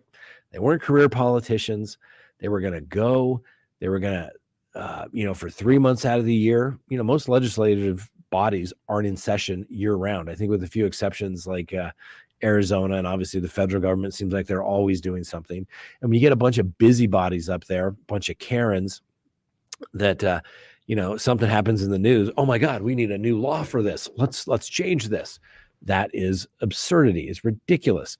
Everybody needs a cooling off period. Some states, I think Texas, for example, they in Montana, I think they only meet every 2 years, right? So they don't have to deal with every issue that comes up in every news cycle to feel like they have to make a new law about it. Okay, so these legislators need to go back there and they need to start protecting the people. Okay, listen, I've been a criminal defense attorney for 29 years. Okay, and I'm telling you, there are certain defendants that look for weakness, right? Do you think they're going to go into the house and burglarize it if they see a bunch of cameras around? Or they have a sticker on the door that says protected by Glock? No, I'm telling you, I have spoken to many, many a client over the years, okay? They look for the weak. They look for the vulnerable. They look for the easy target. Okay, I'm telling you, as a not as a criminal defense attorney, but as a member of the community who's talked to a lot of criminals over the years, like, why did you pick this person? She was weak. Her hands were full. I followed her up to her apartment. I kicked in the door when, she was trying fumbling with her keys and her hands full getting in the door. And then he did terrible things. Okay. Why'd you break into that house? Right. I had a client tell me once, it was funny because they were stealing in the neighborhood in which I lived. And I was like, oh, okay. I said, just out of curiosity, I didn't tell them that I lived there. I wasn't the victim in the case, but it was in my neighborhood. And I said, well, why did you pick this particular neighborhood?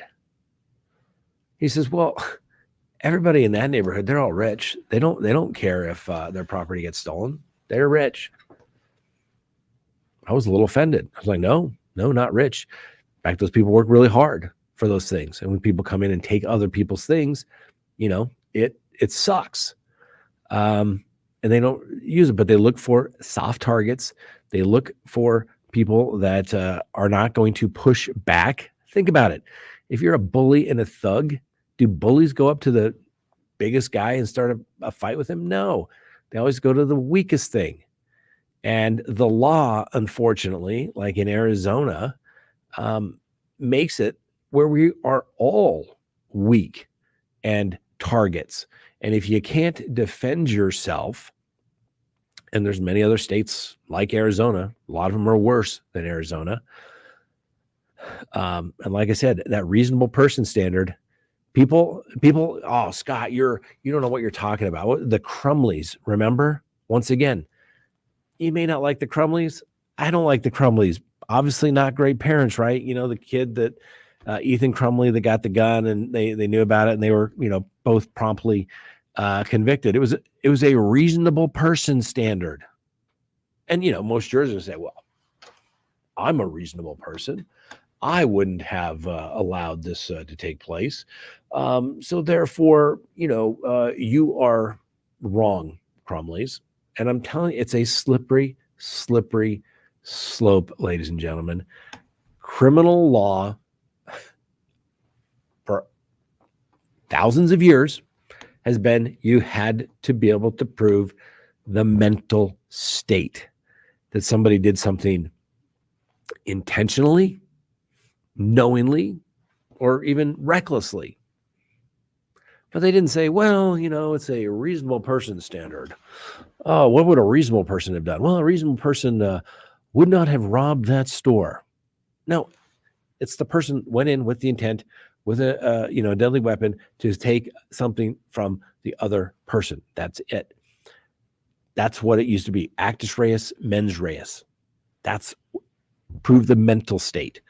And the state, in an effort to become, the one to respond to all situations, they've changed this standard. Like I said, it is offensive to me. What would a reasonable person do? Let me just see if I can pull something up here. Because it is a problem. It's getting worse. And, nobody ever listens, because they all think, oh, this is great. It just, it's making the world safer. And, it's that classic situation where, it's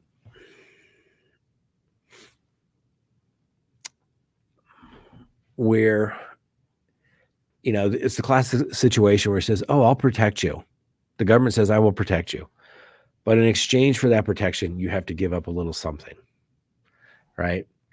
And so let me just quickly pull up just as a comparison.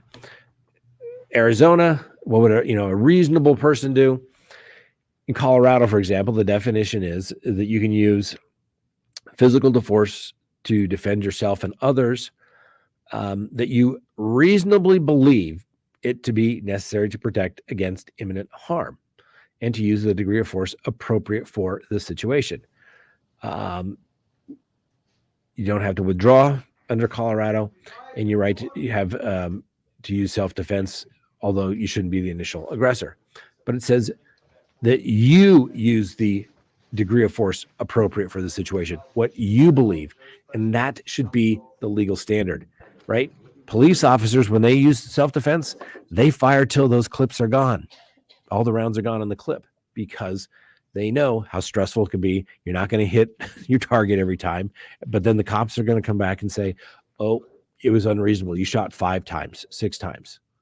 So the defense, the person shouldn't have to explain other than say, hey, I was in fear of death or serious bodily injury, and that's it. All right, we're back to the trial. Hopefully enjoyed the little commentary why we waited for the court to resume. So let's go back to it. This is your reference in 5JA in your report. The ammunition I used.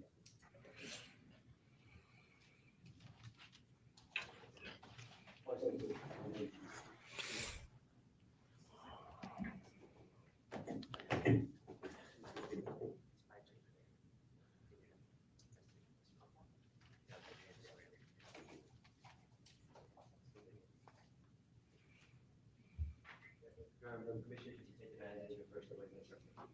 So this is exhibit 1, 2, 3, or Exhibit 1, 2, 3.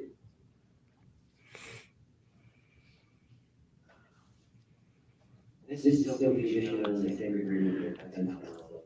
So, Mr. Rick, can you look at that? That is so weird, Frank. Yeah, we get 500 one day and 50,000 the next. Yeah, that's weird. I can't explain it.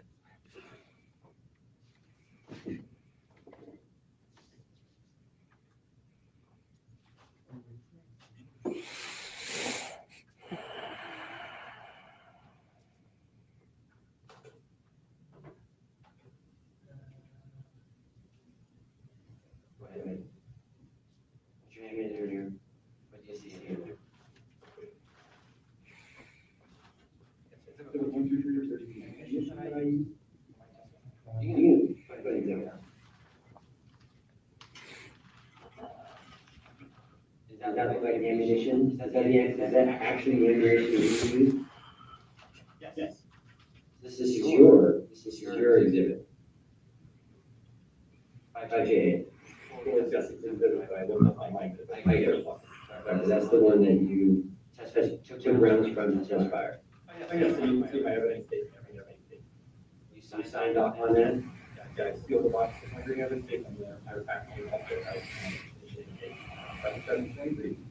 And you compare the make and model of those rounds to the rounds that PS used in their test testing, right? Yes. And you compared those rounds in TPS and then also with the spent shell casings on the crime scene, right?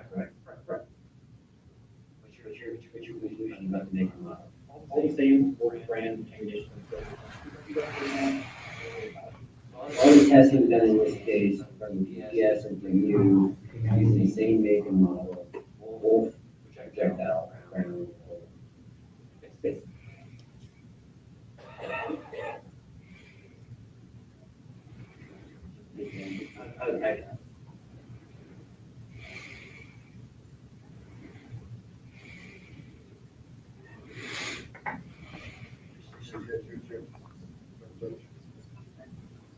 I'm going to show you the government exhibit 102.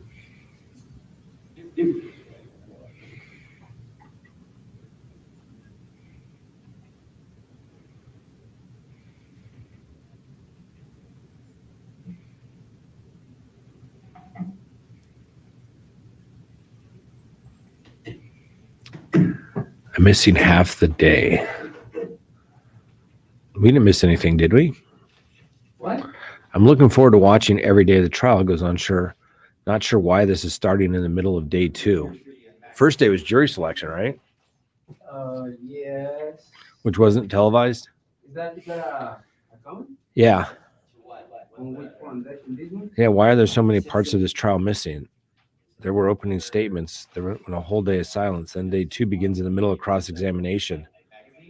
Then the entire Maybe the transmission, maybe the day 5 screen late. Same one. second half day of 2 was removed from YouTube. What's that all about?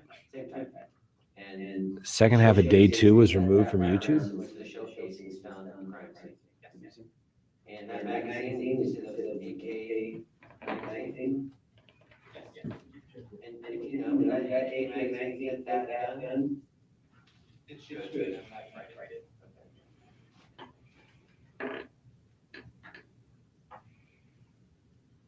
And since I'm on the grab that.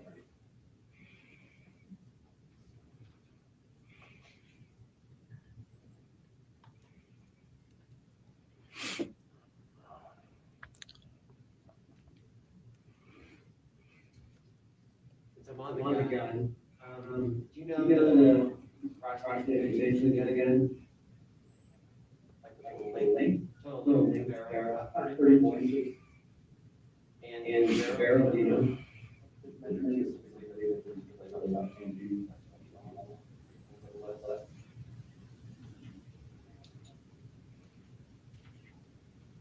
Promise you a moment, then I'm going to show you government exhibit 34. And then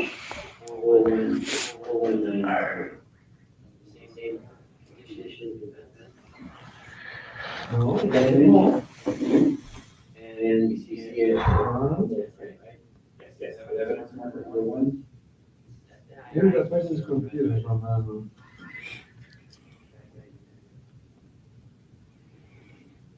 It's all there, right? yeah, yes. I mean, the thumbnail is different though. But, I do see.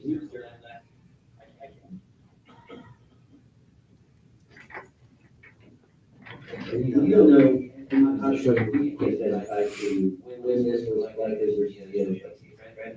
Correct. And you get that tied to the canine. I don't know.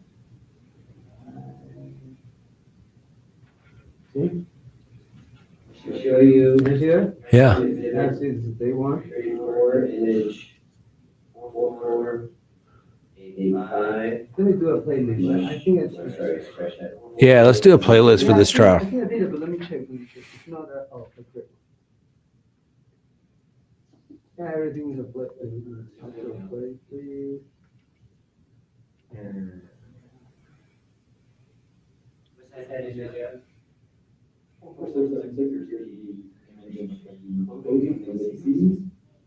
That's reviewed? Yes. Is there a hole in this? Yes. Possible defect.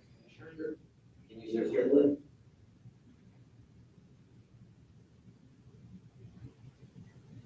And then looking at that hole, there's a lot of variability here, but is that sensitive to your protection, right? Looking at that hole, that hole caused by a bullet in the arm? It could be.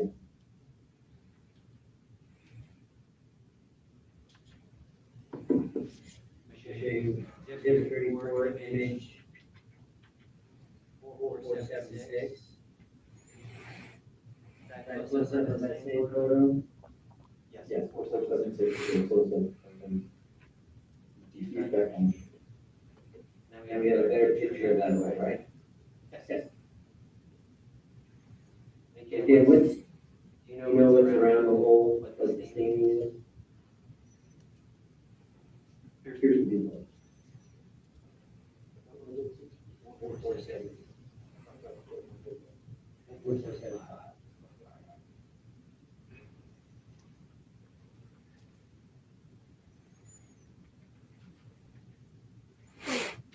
Playlist is there with the all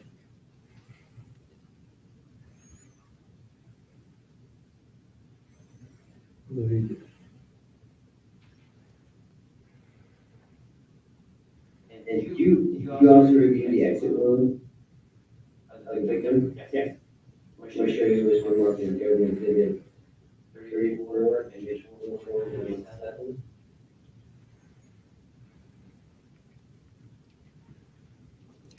We saw review for your report. Yes. And that will be consistent with a bullet in yawn. Yes. That will be, the exit will be consistent with a bullet, that's a wolf brand bullet. It's not inconsistent with the wolf brand bullet. Would that will be consistent or inconsistent with a wolf brand bullet being fired from the AK-47? Could be.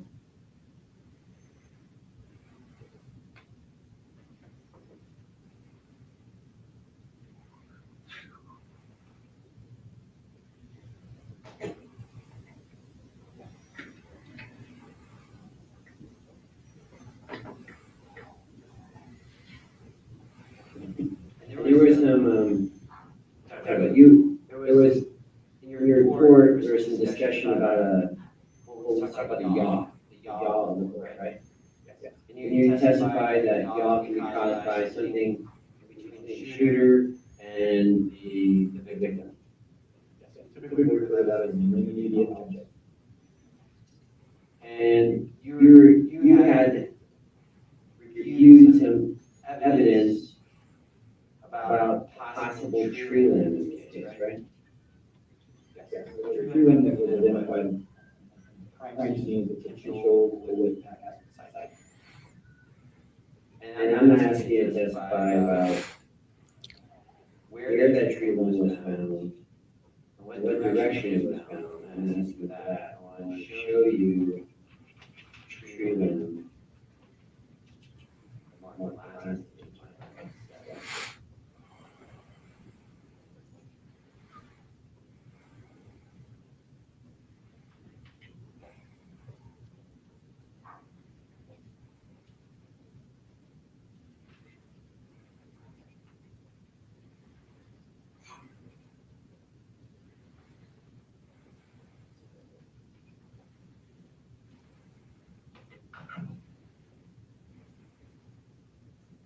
I show you what we're looking at here, and exhibit 71. You don't have recognition for our axle.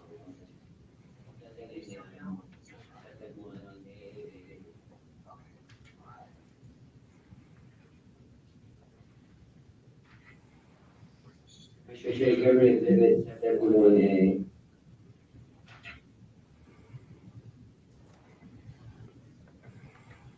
That is the remaining part of the branch, am I right? Yes. And it looks like it's been, we got some sawing the base of it off, but the top part, so it's not that part for, I'm referring to there. That looks like it was broken off, right? So, and then, you're not here testifying to what constant concentration. Question I have for you is that branch, besides this branch, let me show you the picture.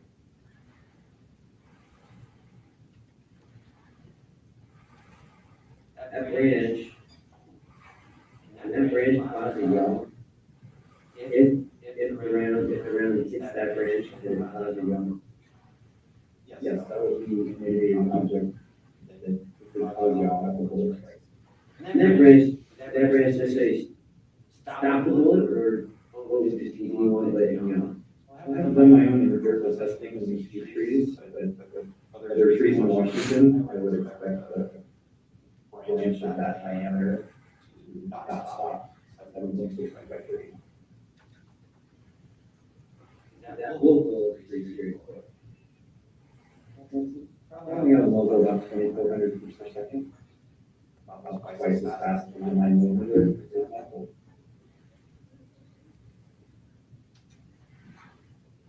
I'm going to show you.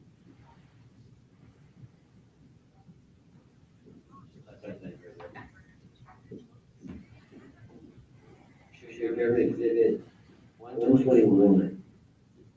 Aerial view. Drone image.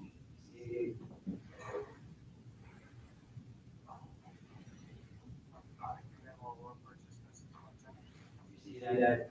Markings are not in the drone, the markings are for us to identify some things, but you recognize that photo? And so we all understand each other. 21, blue is one showcasing on the right. Yes. And then yellow is remaining 8 showcasing in yellow, right? Yes. You see you draw a circle around the cones?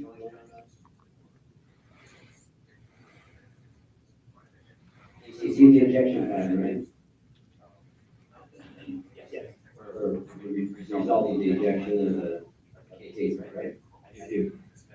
If a shooter is standing where the cones are, the ejection pattern in yellow and blue is consistent with the shooter standing with the cones. And also, do you know, is this the cone start for the measurement to the fixed by the 350 feet? That's how I understood it. 350 divided by 3. 115. Just 1 second.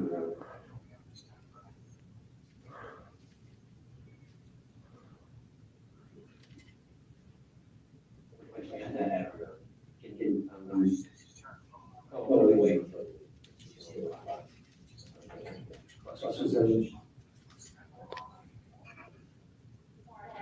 Morning. I can.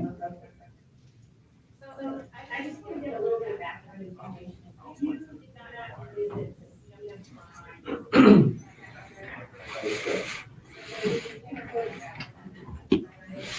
Gypsy Rose getting a divorce. The Leica scan of that scene, is that right? Yes. Did you notice any differences? Were you aware, let me back up a little, that that Leica scan was taken in a significant period of time after the date of this offense? It was. When was the date of that scan, if you recall? I'll have to check my report, but it was later. There were lots more leaves on the trees. I think is probably where you're going with that. And you can check your report if you want to. Do you have that? Yeah, let me look real quick.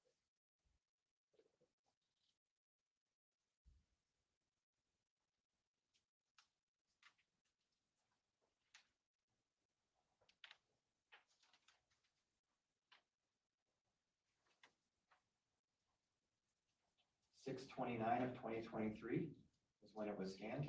Okay, and you mentioned there were leaves on the branches in the scan versus at the time of the event, right? Yes. Were there other alterations to the scene that you were aware of or made aware of?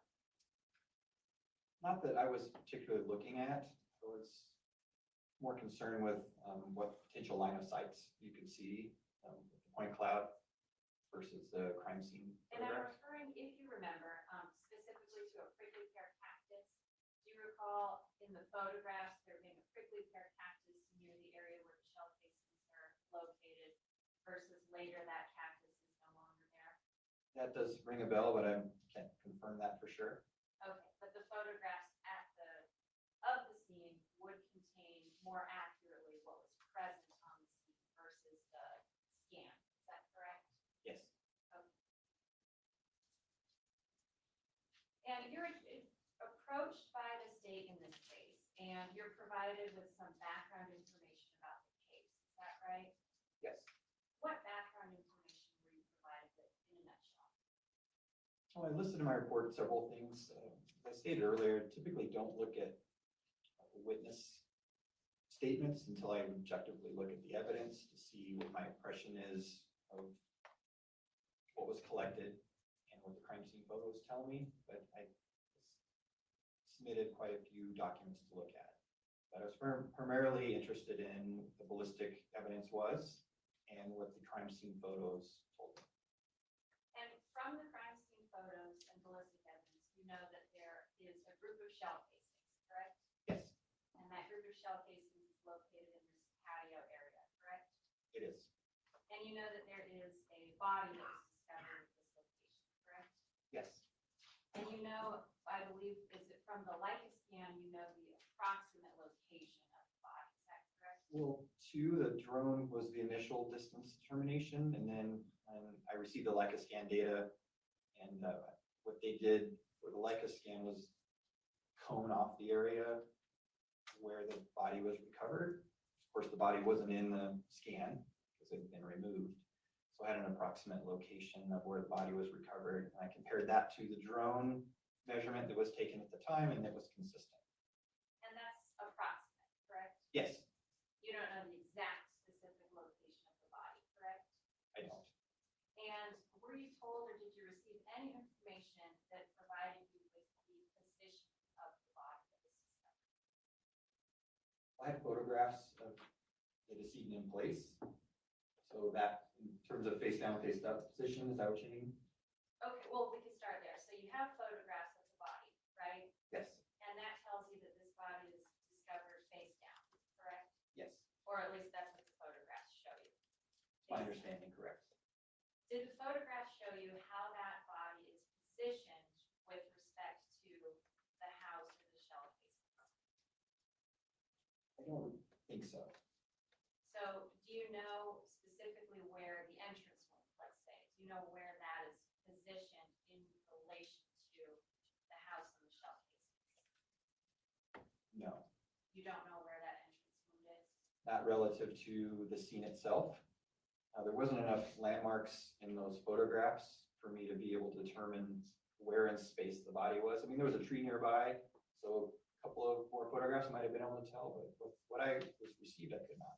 Okay, so you don't know, for example, if the body's face down and the head is pointed towards the house, or the feet, or vice versa? Correct. I do not know the orientation of the decedent Okay, at recovery. and along those lines too, obviously you didn't know the orientation of this person prior to this person being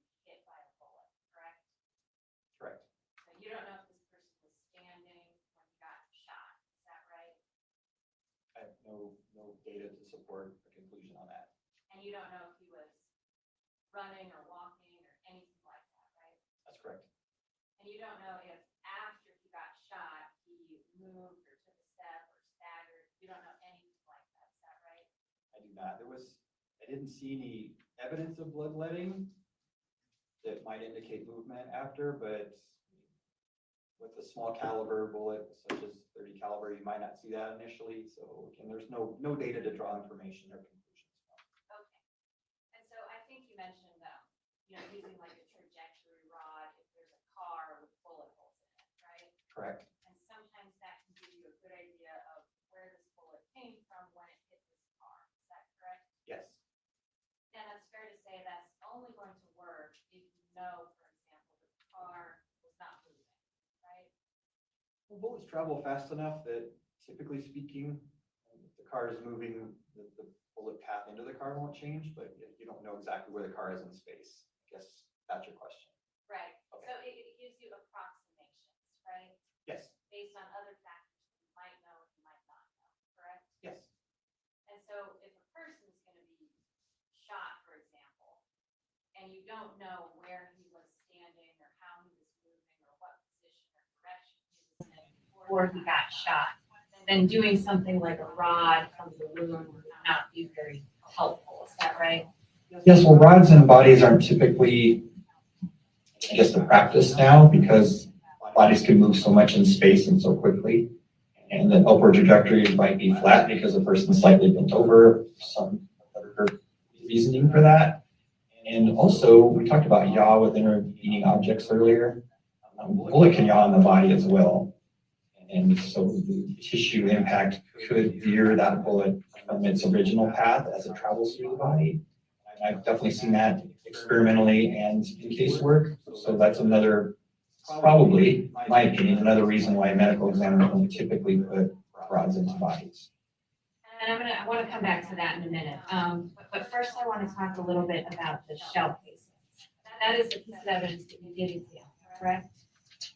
The casings from the scene, I actually didn't examine, just photographs only, but they were consistent with everything that just previously testified to. Right. So you get photographs of this group of shell casings at the scene, is that correct? Yes. And then you're provided this weapon, right?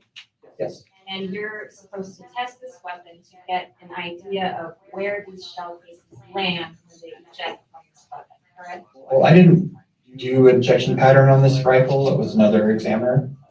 I was just simply observing my testing on where the cartridge cases were landing, to see if it was consistent with what was previously reported, if that makes sense. That other examiner was Aaron Brunel, is that correct? Yes. So he tests the weapon and he makes a determination about the pattern of the shell casings, correct? Yes, in this case. And you reviewed his report prior to coming to your own conclusions, is that correct? I did. And you also mentioned that you fired yourself this weapon from a stand, is that correct? I did. But you didn't draw any conclusions based on that shell casing distribution, correct? Correct. Is that because that was on a different kind of surface? Well, it was two surfaces at that particular range. Right about where the ejection port was, there was concrete and there was gravel. And I wasn't set up in my one visit to do that type of examination. You have to rope it off, and I usually 3D scan my ejection patterns. I didn't have that ability. It was simply just observing the general characteristics of where the cartridge cases were landing when I did my test. So Aaron Brunel is the one who did the more detailed thorough shell casing testing. Yes, you grid it off and you have a certain height and you measure all those things. And you agree that different surfaces can impact the way that the shell casings are distributed, correct? Absolutely. So for example, if we're firing a weapon and shell casings come out and it's cement, they're going to bounce around when they land on the cement, correct? Yes. And if on wet grass or a muddy area or something, they're not going to bounce around as much. Is that correct? That's true. So depending on the conditions on the ground, literally, that sort of depends how these shell casings get distributed. Is that correct? That's correct. And there can be other objects. We talked about intervening objects with bullets, but there can be other objects that interfere with shell casings as well, correct? Yes. So that prickly pear you mentioned is an object that could, for example, interfere with how those shell casings get distributed, correct? Yes. And all of that can interfere with a determination of how distant the shooter is from those shell casings. Is that correct? It can. So the best way to test, for example, is you see a crime scene and there are shell casings there. And from the shell casings, you're trying to determine how far away from that group of shell casings the person firing this weapon was standing approximately. That's what you're trying to determine, correct? Approximate shooter location, yes. And so if you're going to make that determination, the best practice is to test the weapon on a surface that's very similar to the surface at the crime scene, correct? Yes. Because otherwise it can be off significantly, correct? Yes. Okay, Try to control your variables. right. And other variables involved in shell casing testing, does that include the height off the ground that the weapon is fired? Yes. So can you explain that a little bit? How does the height of the weapon affect a shell casing pattern distribution? Well, think of a firearm as a system of tools that work together to fire this cartridge. And there's two pretty significant tools in the firearm that help or assist with that ejection pattern. One is called the extractor, which extracts. We're very simple in firearms. And there's an ejector that ejects. And the extractor is a hook and the ejector is a post. And as it comes to the rear, they interact with each other, and that's what causes the cartridge case to fly out of the firearm. And there's inherent variability in that. And if you were to control all the variables you could and just fire this firearm in one place, in one position, you're still going to get a little bit of distribution error, if you will. And so anything that's going to affect that interaction with the extraction and ejection could affect where they land, meaning how you're holding the firearm, what ammunition you're using, and of course what height you are off the ground. So, and there are all different positions that people fire from too, right? Yes. So you could be standing and holding a rifle up at your shoulder, correct? Yes. Or you could be kneeling and holding that same rifle, correct? Yes. You could be in a prone position on your stomach and holding that same rifle, correct? You can. And you can be aiming up or down or anywhere in between, correct? Yes. Do all of those things potentially affect the shell casing distribution? Definitely can. And if you're holding, let's just throw another variable in there. What if you're talking about somebody who's a left-handed shooter? Can that affect the way the weapon is held? It can. I actually haven't done any pattern testing with left-handed shooters with those kind of rifles, but I mean, anything that could be a variable on how that firearm is held could affect the potential of where they land. Were you told in this case that the suspect was left-handed? I believe that was mentioned at some point. Did you adjust any of your testing to account for that variable? I didn't do the ejection pattern testing, and my testing was done in a rest, so it wasn't right hand, left hand. It was a static rest that I placed the rifle in. Okay, so that's a question for Aaron Brunel, who did that testing. Yeah, save that for him. I will do that, thank you. So when you're talking about what you can learn from a group of shell casings, for example, if you just stumble upon a group of shell casings out in the middle of nowhere, you could possibly learn what type of ammunition was fired. Is that correct? Yes. And you can tell that from the shell casings themselves, correct? You can, and sometimes firearm type, Sometimes firearm type, correct? Not always, right? not always. Because many types of ammunition are compatible with multiple types of firearms, correct? Yes. So from the shell casings that you observed in this case, what could you determine just from looking at those shell casings? What are things that you could determine definitively, conclusively? That they were the AK caliber, meaning 7.62 by 39. They were wolf head stamped, and they were also steel cartridge cases, which is typical for that type of weapon platform. You say AK caliber. Are those shell casings, is that ammunition that's compatible with other types of weapons besides an AK? Yes, there's many manufacturers that make firearms that will chamber and fire the 7.62 by 39mm. So just from looking at that group of shell casings, you don't know which weapon or which type of weapon was fired. That's correct, right? For my examination, of course, they were sent to me. I could do a microscopic comparison and identify them to a specific firearm, but I did not do that in this case. You can do that with shell casings? Yes. How accurate is that? Well, based on my training experience, when I identify something, I'm confident that they were fired from that firearm. Okay. And that's only if you do a specific type of testing on the shell casing, correct? That's not to go into too much detail, but I have a comparison microscope that allows me to look at two things at the same time. So I could test fires from the rifle, I get evidence items, and I look at them simultaneously for the marks left by the system of tools that I just talked about. So the extractor will leave a mark, ejector will leave a mark, the firing pin leaves marks. And those are all individual microscopically. So that's what I'm looking at when I do comparisons. And you didn't do that in this case, right? Correct. Another question for Bruno. Okay. So with what we have right now, we're not sure which weapon these shell casings came from, correct? Correct. Okay. And a group of shell casings, assuming you have the correct weapon for those shell casings, and assuming that you test fired that weapon, that will tell you approximately the distance that the shooter was standing when that weapon was fired, correct? Yeah, how I report it out is I have an area of probability, and I'll draw a circle that based on where this distribution is, the shooter is probably standing in this approximate area. Given all those factors, control areas that we were talking about.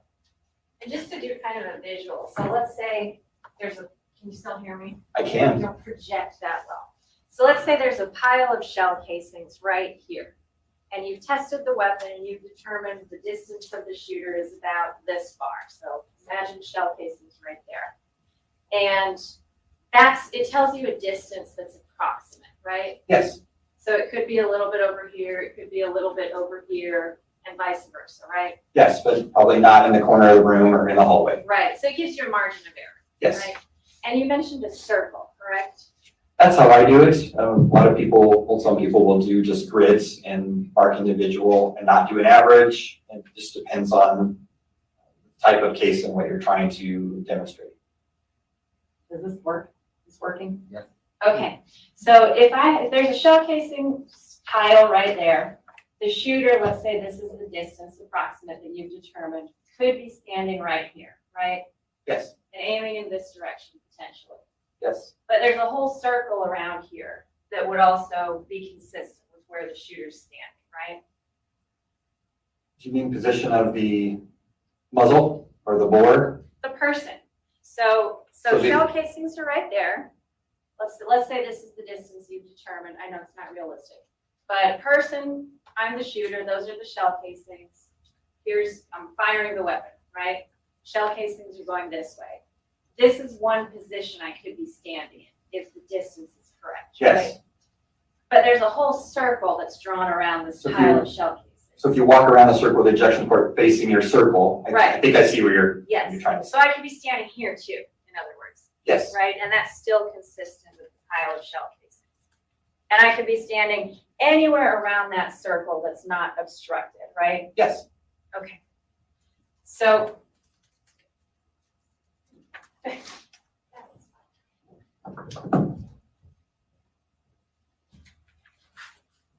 from a pile of shell casings, you're getting a distance and you're getting a radius, basically. Yes. At any point along that radius, the person could be standing, correct? If I understand your question correctly, yes. Okay. In other words, the shell casings themselves don't determine which direction a person was aiming, right? That's correct. You need other evidence to look at that to determine that's correct. Yes. You might need actually a fixed point or a known point where the shooter was standing. Is that correct? Or a bullet impact downrange. A bullet impact on something that had a fixed point or a known point, Yes. right? Okay, so a bullet impact itself doesn't have a fixed point or a known point, right? Unless it's in something that doesn't move, correct? Correct. Stationary object. Right, okay.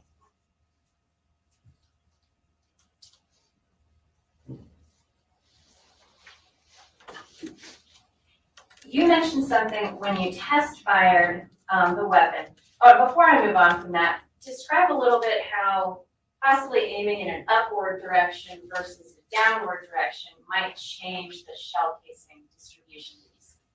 Well, it's all geometry. The cartridge case is being extracted, ejected, roughly the same angle. So if you're changing the angle of the bore of that firearm, steering it so, and the distribution on this particular firearm is slightly forward of the shooter and to the right, somewhere around 15 feet or so, just on average.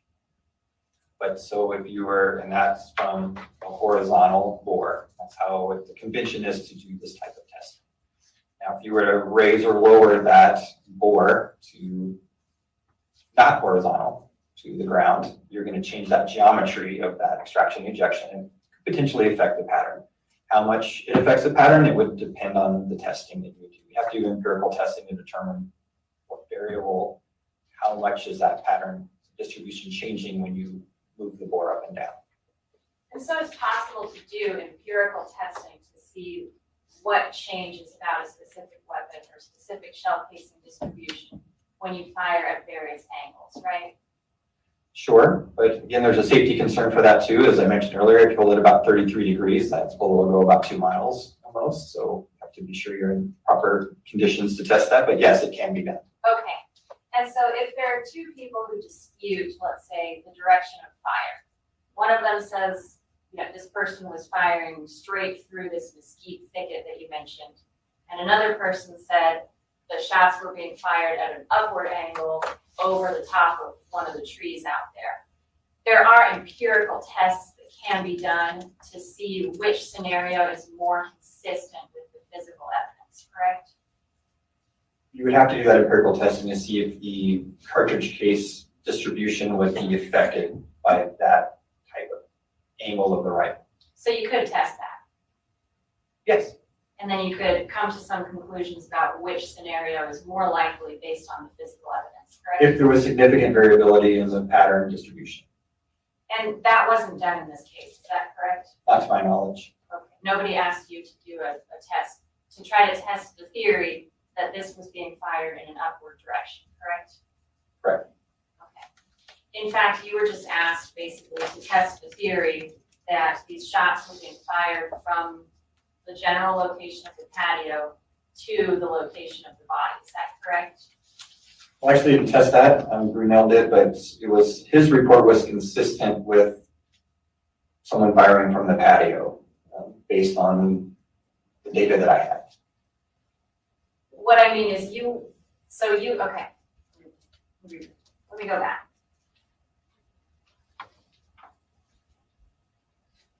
You were asked whether or not the shots being fired from the patio were consistent with the evidence that you observed. Is that correct? Yes. And in your opinion, shots being fired from the patio are consistent with what you observed, correct? Correct. And if I asked you, is the evidence that you observed consistent with somebody standing on the patio and firing in a more upward direction? Is that consistent? In terms of the wound and the decedent, In terms of the shell casings? I wouldn't be able to determine that. I mean, again, I would have to do empirical testing, but I don't know if the distribution of the cartridge case would be significantly changed or altered by shooting it in the air. I mean, they're still coming out to the right of the shooter, but there is a geometry difference. And my question is it possible that that's a consistent scenario? Somebody's standing on the patio in that approximate radius of the shell casings, and they're aiming in a more upward direction. That's Yes, consistent. That's consistent, true, yes. Thank you.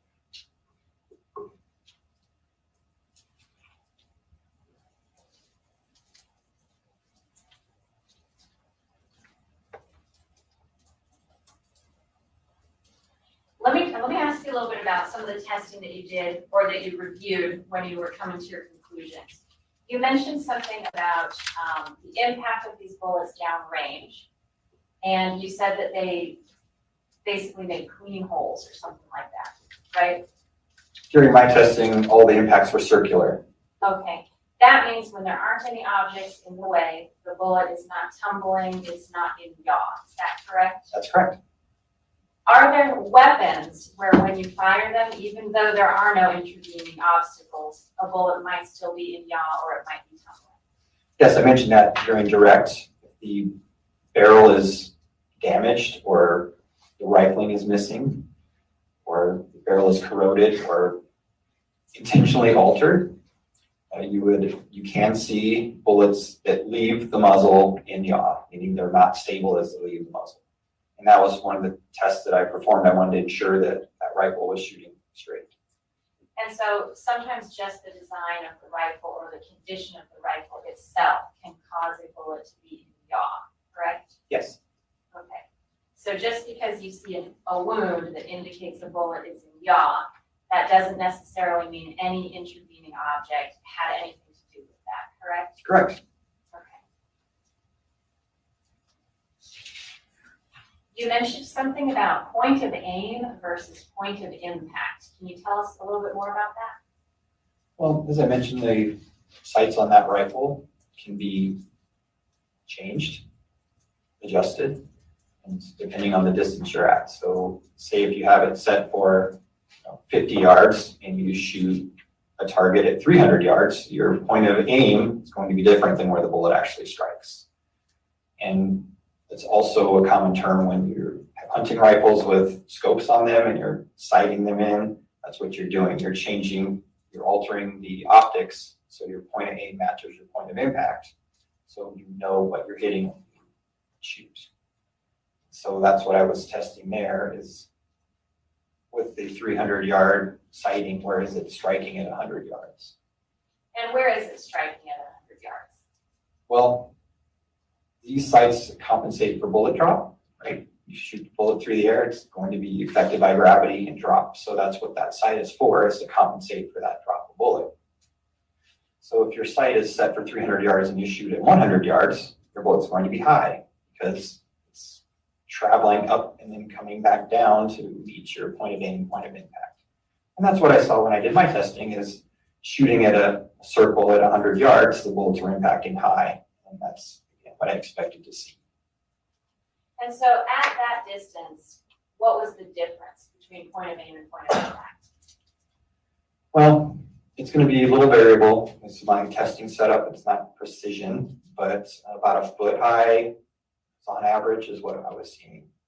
And so just so we know, that means if you're aiming with that weapon at an object at 100 yards away approximately, and you aim at something that's 2 feet off the ground, the bullet's going to land 3 feet off the ground. Is that approximately correct? Assuming that you're aiming it properly, yeah, it's precise. And these rifles aren't precise. They're battle rifles. They're not sniper rifles. So there's variability shot to shot on where the bullet impacts even in a rest. But there's just going to be a difference between where you're aiming at versus where the shot lands. Yes. Okay. And at 115 yards, the difference for this rifle was about a foot, right? About a foot. I didn't map it out, but again, this is just my main concern there was the bullet stable. And were you aware of the height of the entrance wound on the victim that's found in this case? I'd have to check the autopsy report, but the right flank would be several feet off the ground. And just approximately, if I said it was about 4 feet off the ground, would that sound more or less correct? Yes. Okay. We're not doing a scientific test right now. Okay. Just approximately. So, and we have to start with some assumptions, right? Because we don't know where this person was or how this person was standing when they got shot. But let's assume that they're just standing upright, okay? And the shot comes in and it hits the person about 4 feet off the ground. That means that the point of aim was somewhere around 3 feet off the ground, correct? Could be, yes. At that distance, assuming that that distance is correct and the person is just standing. And right? aiming it perfectly, et cetera. Okay. And so somebody from 115 yards away, if they're aiming at a spot that's about 3 feet off the ground, they're aiming down. Is that fair to say? Yes, if they're standing upright. And that's another variable too. You don't know how tall the person who's shooting is, Right, correct? if they're sitting or if they're prone or on a knee. So somebody who's very tall, standing up at that distance is gonna be aiming in a general downward direction, correct? It depends on how high the shoulder is off the ground, but yes. Okay, well, I mean, if the person's 6'2" or so, and they're holding it at their shoulder, that's generally a downward aim, is that correct? Right, you can anticipate the shoulder being 5 feet off the ground, and if the bullet's impacting 4 feet off the ground, then you would have to aim downward. Okay. Did you account for any of that when you look through the Leica scan and the state's generally asking, is this possible? Is it possible that this shot came from this location and hit this person at this distance? Did you account for any of those variables? Well, I certainly account for them, and that's why my conclusions are consistent with and not inconsistent with the shot coming from that area, because I don't know the body's position, I don't know the shooter's position, because I don't have any fixed points for which to measure. Okay, and so did you test different scenarios involving shooters of different heights, for example? No, And were you provided any information about how tall the shooter was in this case? I might have, but I didn't consider it for what I was doing. Okay, but you agree you need that information to determine the possibility of this shot coming from this location and hitting this person, correct? I don't necessarily need the dimensions of the shooter, just because there's so many different shooting positions, and also I didn't have a known position of the decedent either. So even if I would have considered that, I mean, all factors given, it's still consistent that the shot could have come from that area. Well, I guess how do you know that that's even possible if you don't have these variables to consider? Well, I know that the bullet can travel 115 yards and penetrate a body. And if we don't know the position of either the victim or the shooter, I go back to what I know about that particular weapon platform and what it's capable of doing. But there are other variables that you have to consider, correct? For example, if there was like a 10-foot tall, really thick brick wall in between where the shooter was and where the victim was, you would say that's not consistent with what you're viewing on the ground. Is that right? Sure. Yeah. Maybe that was a poorly worded question, but you have to account for the fact that if there are intervening objects, it could be possible that those objects actually prevent a bullet from traveling that distance and getting to that person, correct? Yes. And the position of the person has a lot to do with that also, correct? Position of both parties has a lot to do with how that bullet gets to where it's going. And you don't know the position of either of the two parties, correct? That's correct. And you also weren't provided any information about any other potential shooters in the area, correct? No, there was no other ballistic evidence that suggested another firearm. I think I might have had some corroded pistol cartridges, but they were too old to have been involved. And when you say ballistic evidence, you're only talking about firearms, ammunition, shell casings, physical things, is that And right? bullet defects on objects. That would be Okay. the last component of that. You're not talking about witness statements, correct? Correct. So if there's a witness statement who says, I heard a shot and it came from somewhere over there, that's not evidence that you're considering in making that determination, correct? Primarily, my analysis is based on objective data that I collect. Did you do a specific, let me pull this picture up real quick for you. This is Defense Exhibit KK.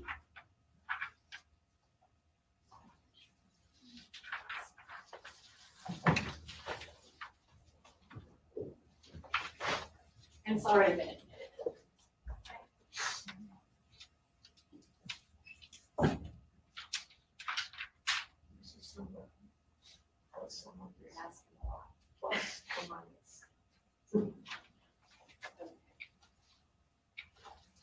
Oh boy, okay. And can you see that picture in front of you? Yes. Okay, do you know what this is? Do you recognize this? I believe this is the potential line of sight between the house and where the victim was recovered. Correct. And so this photograph is taken essentially from, let's say, the view of the potential shooter, okay? And you can see it goes out there and you see all of those obstacles that are in the way, correct? Yes. And do you know what all of those obstacles are? Obviously, there are trees. Do you know what some of these other things are? I remember right, there was a storage box and some other random objects laying there. And when you say storage box, are you talking about that big square thing that we see in Yes, the middle? the big square thing. Okay, I just want to make sure we're looking at the right object. Do you know how high that object is? I would have to go back and look at the scan data to measure it, but I don't off the top of my head, no. Did the scan data measure this and measure the height of this object? Scan data measures everything. Okay, and so it'll measure the thickness of those pillars, I suppose, right? Yeah, so what it does is it makes a point cloud, and every point is a measurable data point. So anything that it sees, I can measure up to probably like 5 millimeter accuracy. So once that scan is done, you can go back to anything in the scene to measure it. Okay, and I guess my question is, given these obstacles and given the known measurements that you have for these obstacles, given the fact that this weapon has to be aiming in a downward direction, assuming, and we're making assumptions, I understand that, assuming the shooter is a 6 foot and change tall person who's holding this rifle at his shoulder. Given the point of impact and the point of aim, he has to be aiming generally in a downward direction, correct?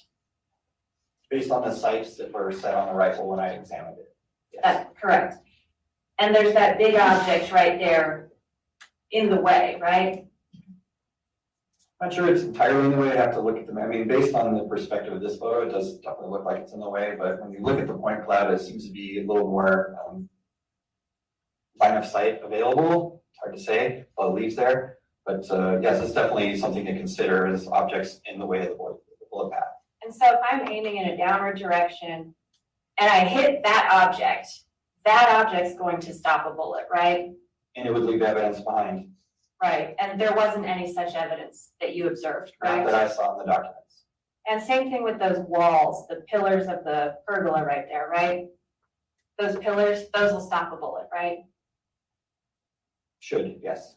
And if they don't, they'll leave evidence, right? Definitely leave evidence. And obviously that big mesquite tree, the thick branches, the thick trunk, that'll either stop a bullet or leave evidence, right? Yes. And there wasn't any such evidence that you observed, right? Not that was in the documents that I looked at. Okay.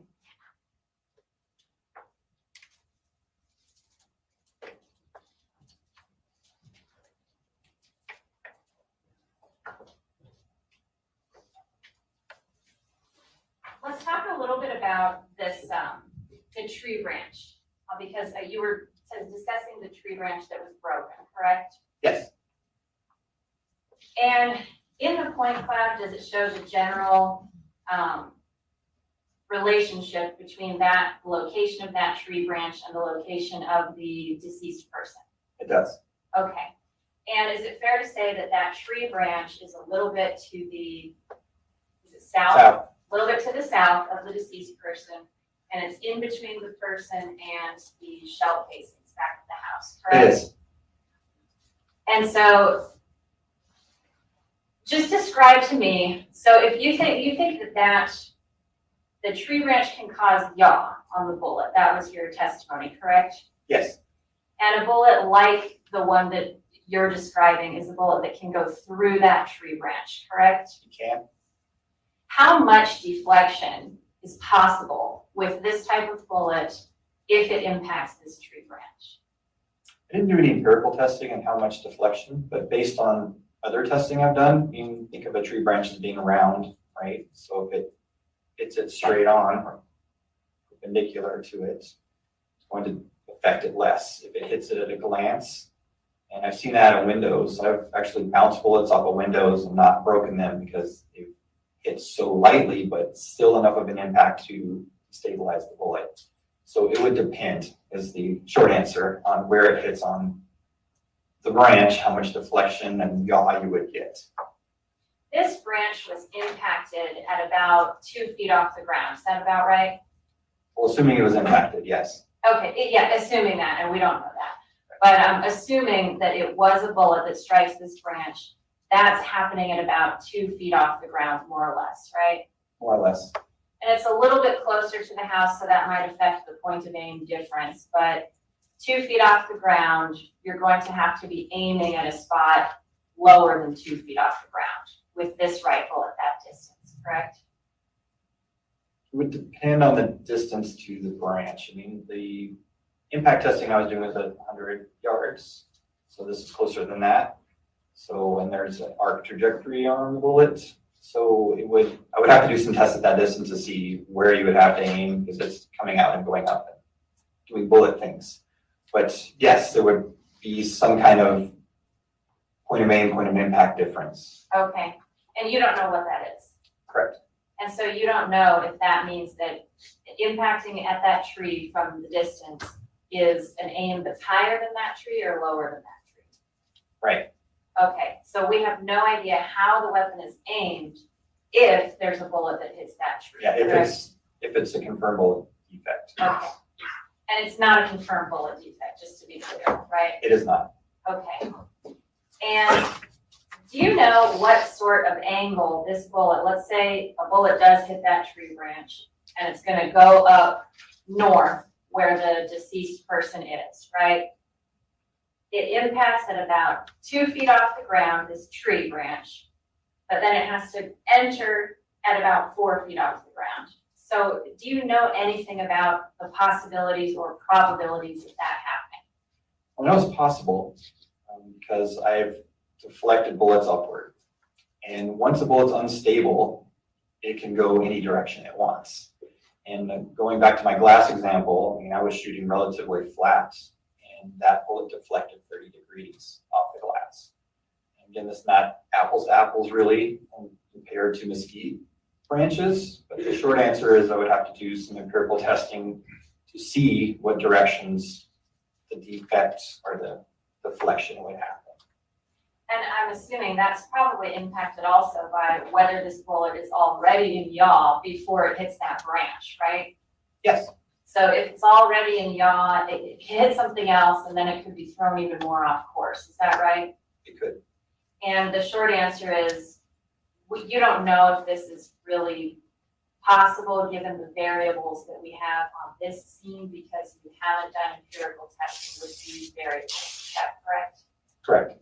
Meaning mesquite wood is going to be different from another kind of wood and another kind of tree, right? There's definitely varying differences in hardness of wood, and that dramatically affects bullet impacts and what happens after the impact.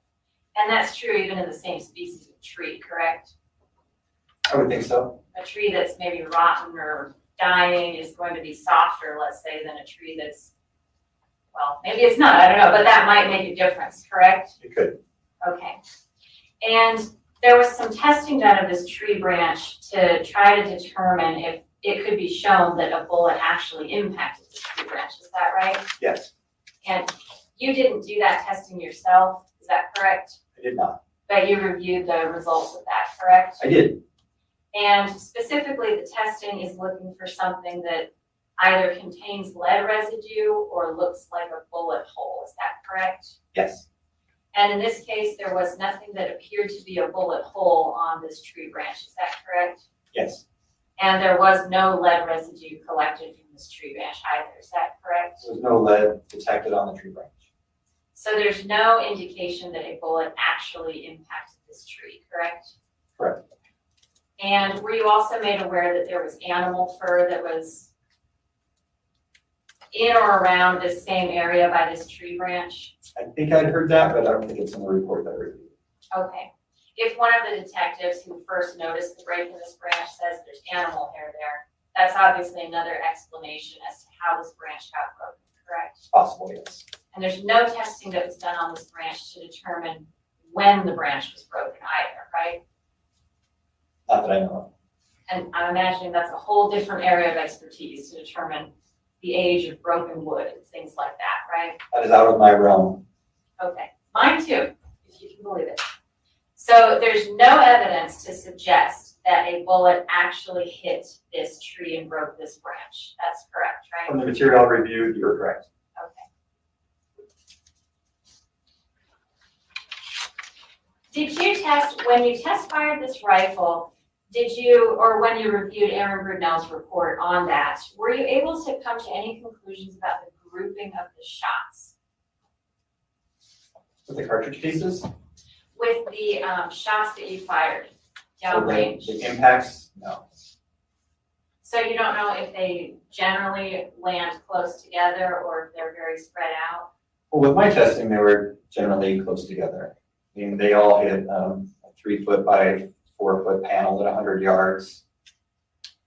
So, I mean, I know I was at least hitting that much area. Again, I wasn't going for accuracy, it was more stability and general impact of the sights versus the point of aim.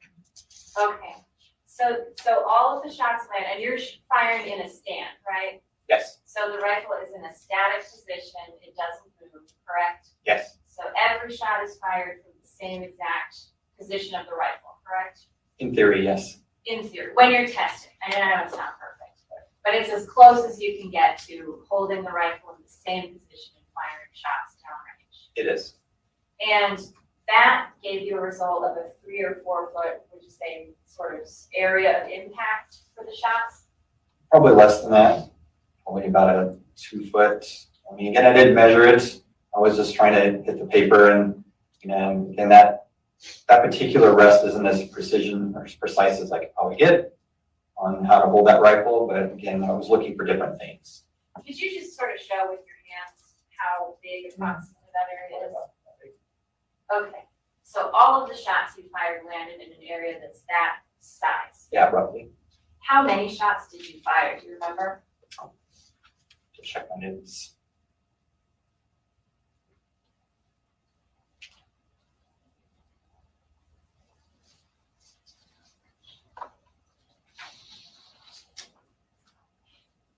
$15 shots? Okay, so all of those 15 shots landed in that area. Yes. In this case, you examined a body, right? No. Or you examined photographs of a body? Okay. Yes. That was not meant to be a trick, I'm sorry. And you saw one entry wound in that body, is that correct? That was my opinion. There was one entry, one exit. There weren't any other bullet holes in that body, correct? Correct. And you didn't review witness statements, I know that, but there is a witness who states he was there just one step behind this person when this person gets shot. Assuming that the person who's firing the rifle, in this case, is firing at this person from 115 yards away, and assuming that person is holding the rifle steady and firing a bunch of shots in this direction, you would probably expect to see more bullet holes. Is that correct? Not necessarily. I work a lot of officer-involved shootings of officers who are trained, very well trained to shoot, and they will empty 2 magazines and I can find 2 bullet defects in the area they were shooting. So it doesn't surprise me that there were a lot of shots and not a lot of bullet holes or defects.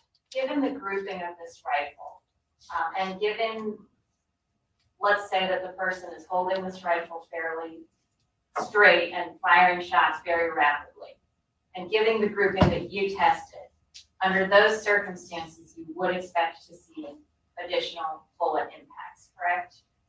Now, going back to my previous example, I mean, officers, when they qualify, have to shoot their magazine in about an 8-inch circle to qualify. And I've seen, you know, again, lots of shots fired where the seams hit one time. So, I mean, again, there's other factors to consider, but just the sheer accuracy of the firearm doesn't necessarily play into what I might see downrange.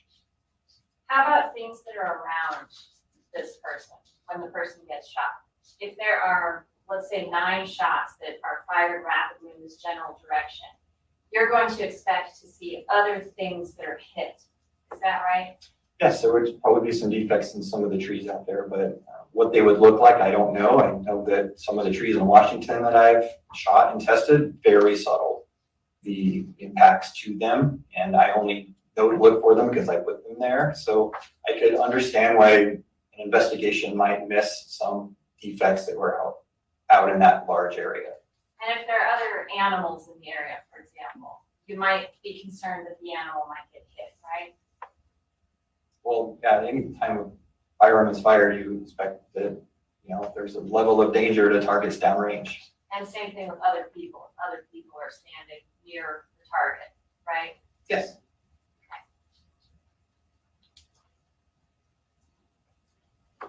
You said, according to taking a look at the entrance wound, that it's your opinion that that wound was caused by a bullet in yaw. Is that different from a tumbling bullet? No. It's the same thing?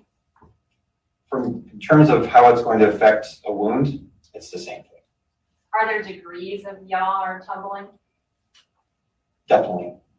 Can you tell anything, and just to kind of narrow that down a little, if a bullet is somersaulting over and over like this, that's pretty extreme, right? Yes. And that's the word that you hear with a ricochet in the movies. That's what's causing that, is that bullet tumbling in over it. But it could just be that the bullet's getting a little bit off course as it goes further, correct? Certainly can, yes. And we have high-speed video evidence of both of those conditions. And there's no way to tell from examining this wound what degree of interference this bullet had before impact. Is that right? And that's something we could do with empirical testing.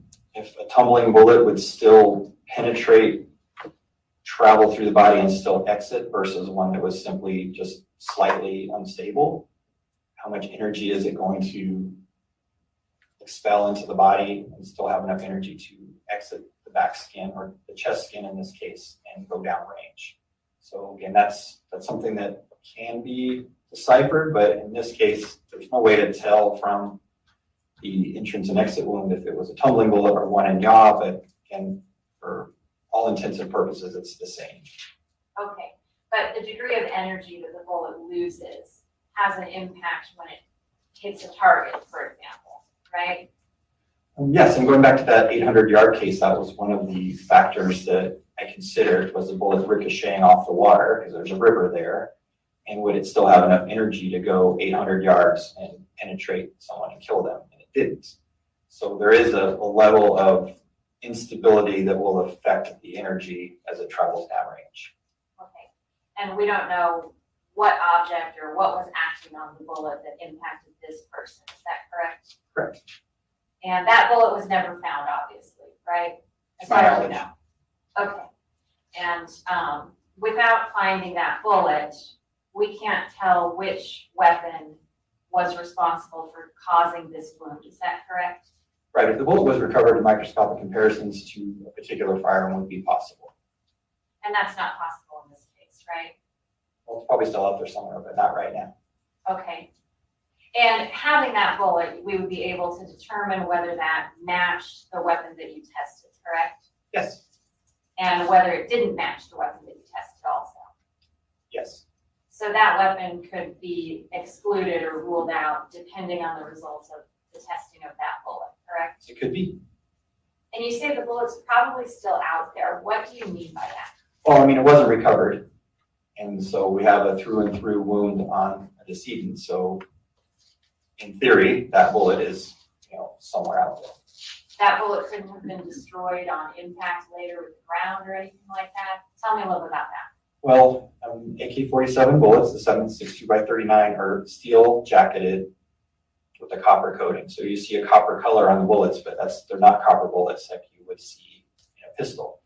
That is copper coated steel jacket with a lead core. So pretty durable, pretty hardy, but also can be subjected to rust since they're steel. But you don't see any fragments really on the x-ray, so that bullet's really not coming apart. And so some of the things we look for on these type of injuries is there pieces of lead in the wound tract to tell you the bullet's coming apart or fragmenting. Didn't see any of that on the x-ray, so I would anticipate the bullet is fairly intact, whatever it is. That's assuming that this wound was caused by an AK-47 full metal jacketed bullet, correct? That's correct. But it's also true this wound could have been caused by a number of different types of bullets, correct? Yes. What are some of the types of bullets that could have also caused this? Well, it'd have to be a high energy, non-fragmenting bullet.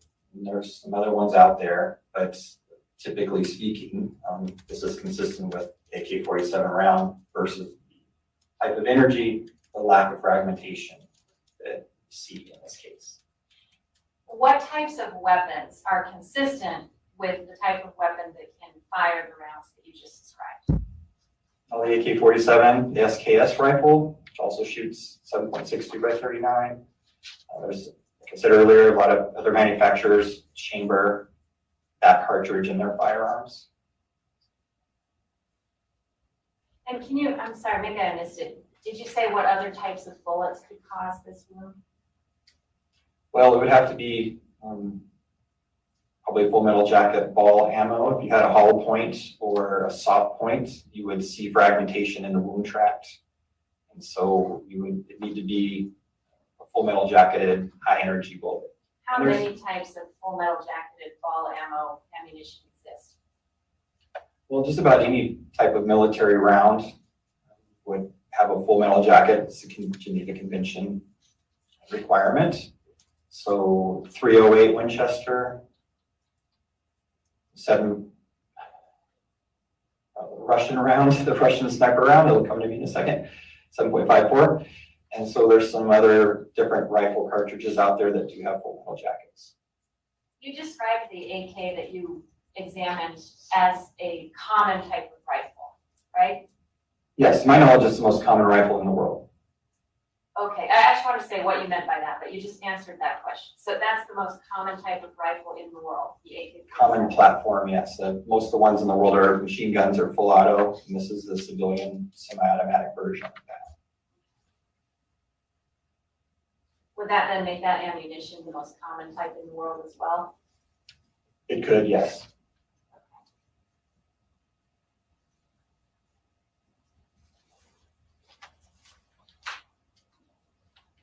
And so just to cut to the chase, there's no way to tell whether this wound that you examined was caused by the rifle that you tested, correct? That's correct. That's not something that we can prove scientifically, correct?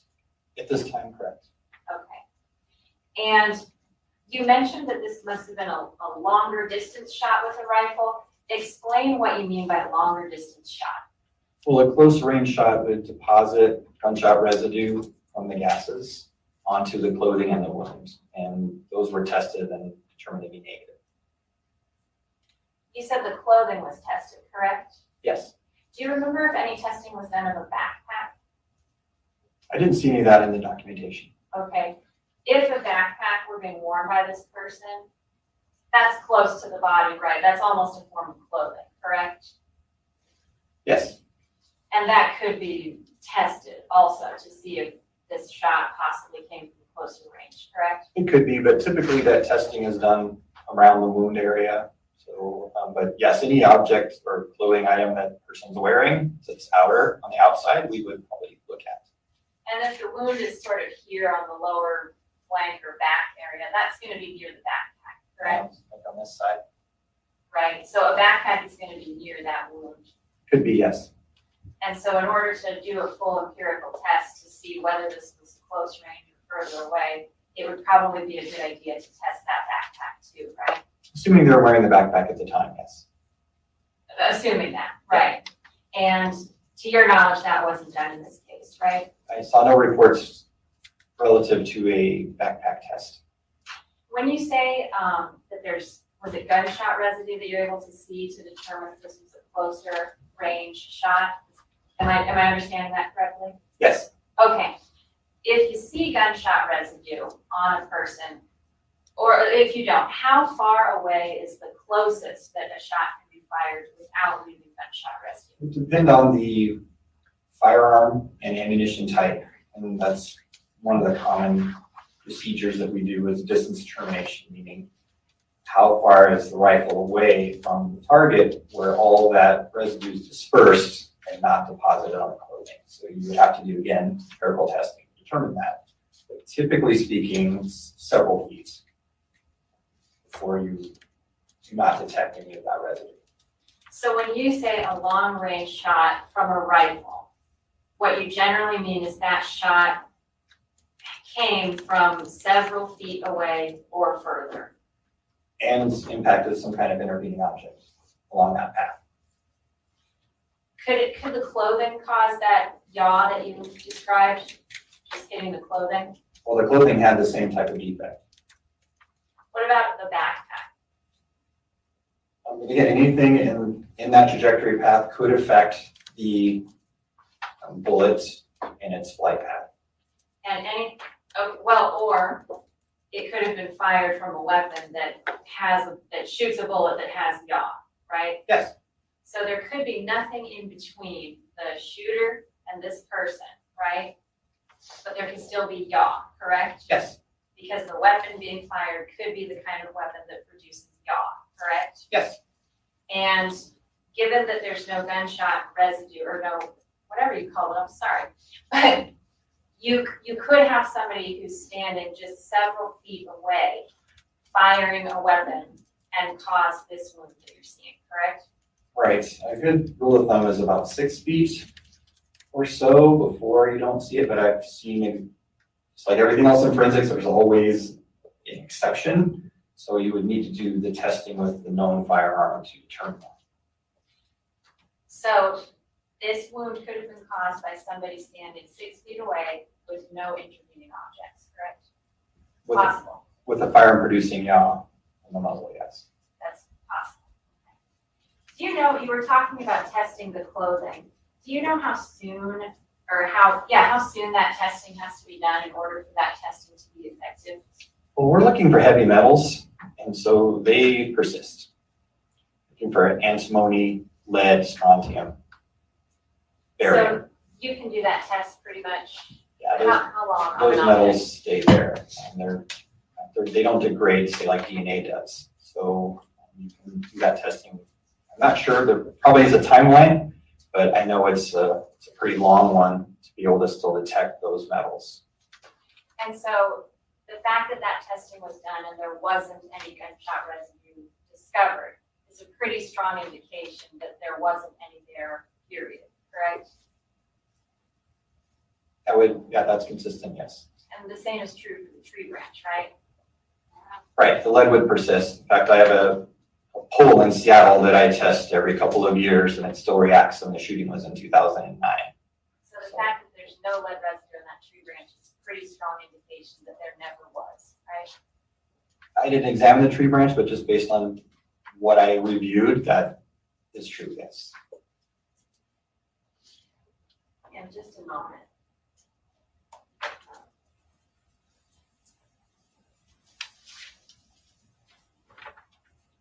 Give us a moment here.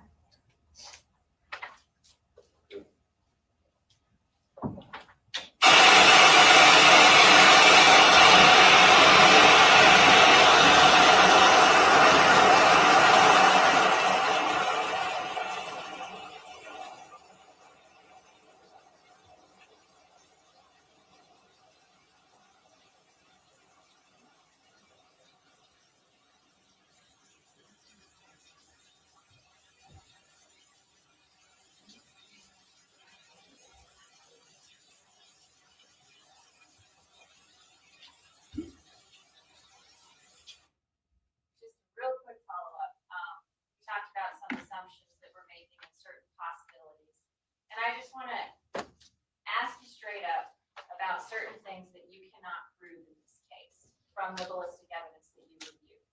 So number one, you can't prove who the shooter was, correct? That's correct.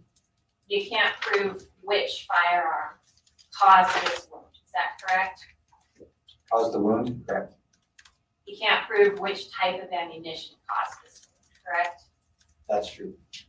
Can't prove which bullet caused this wound, correct? Also true. Can't prove which direction the shot came from, correct? Correct. And we can't prove how far away this shot came from, other than further than 6 feet away from this person, correct? Yes, true. That's all I have, Aaron. Correct. Yes, sir.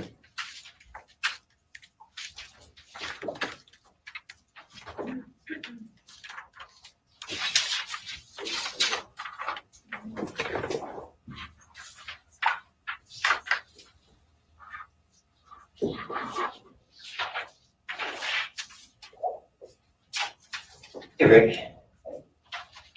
We'll leave off real quick. We'll start off with where you just left off. Proving. When we say the word prove, are we talking, you're referring to you forensic scientists, right? Yes, You live in a world of certainty, right? I do. Absolute certainty. I try. Try. Strive for that. So when you use the word prove, we're talking about, I mean, with absolute certainty, this is the weapon used to kill this victim, right? Yes, There's no way for us to have absolute certainty because we don't have the bullet, right? that's correct. But there's other evidence in this case, right? You've been in crime scenes before, right? Investigated crime scenes. Yeah. And there's other evidence that helps people out to determine what happened in that situation, right? Yes.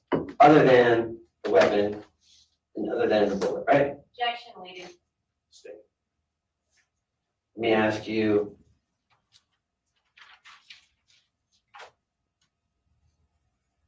I'll show you, Government Exhibit 121. Remember that photo I showed you earlier? I do. That's a picture of the property from an aerial view with cones. That's the top down of the porch area. And you see some, in the yellow thing, you see some cactuses to the right. Yellow circle. Yeah, like Over 5 here. o'clock on the yellow circle over here. Yeah, that one right there. You see cactus, right? Yes, Right. The shell casings are found in the yellow circle, right? they are. All right, I just want to make sure we all understand cactus. And let's just assume, if I can just get right behind the, I'm just right here, I'm sorry, just right here. If I can put my pin right there, let's just assume there's a potted cactus plant there, potted prickly pear. Assume that, right? Would that interfere with, let's say with my line sight, shooting in a horizontal way outward? A potted prickly pear? It would depend on how those cartridges hit, but I mean, there is a pretty decent pattern. We've all been landing in the same general area. Can I get exhibit 35?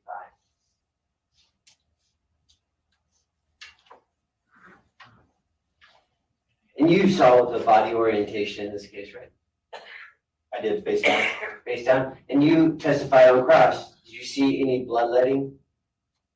There wasn't any in the photographs of the scene that there was a blood trail, if you would. I mean, there's obviously bloodletting around the wounds, but I didn't see anything, and there was nothing in the notes that I saw that there was any observed. Just for the jury's understanding, what's meant by bloodletting?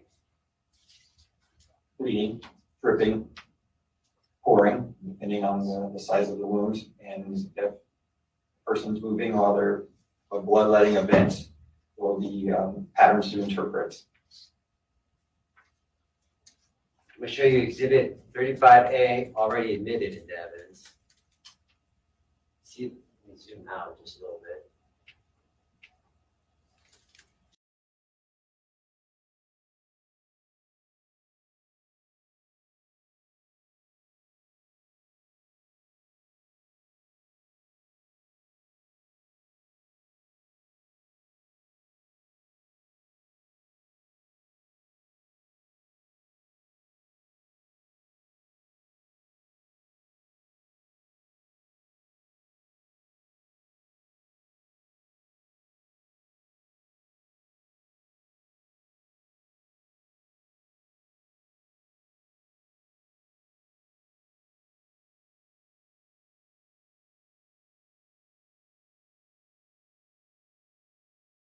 Foundation. There's been a lot of questions asked about bloodletting. There were no objections before.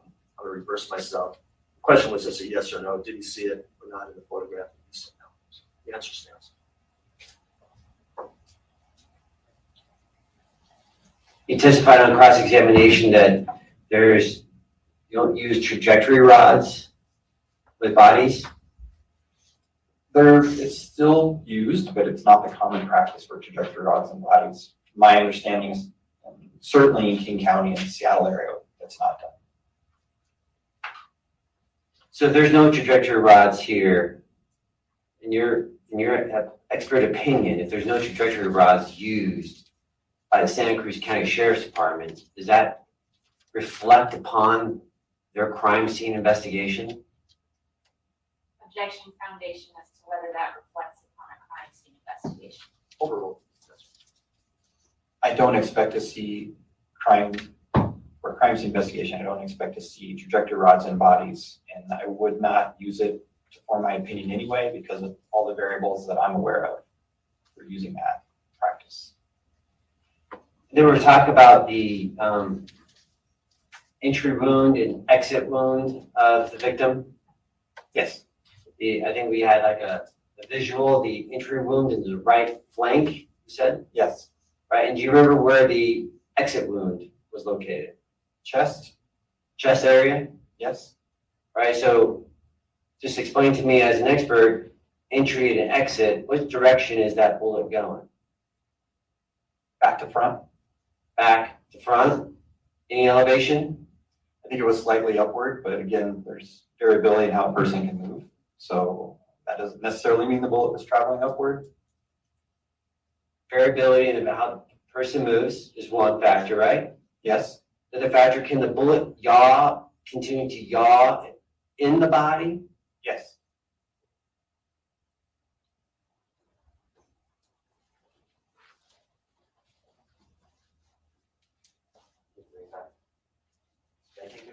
Oh, I take it.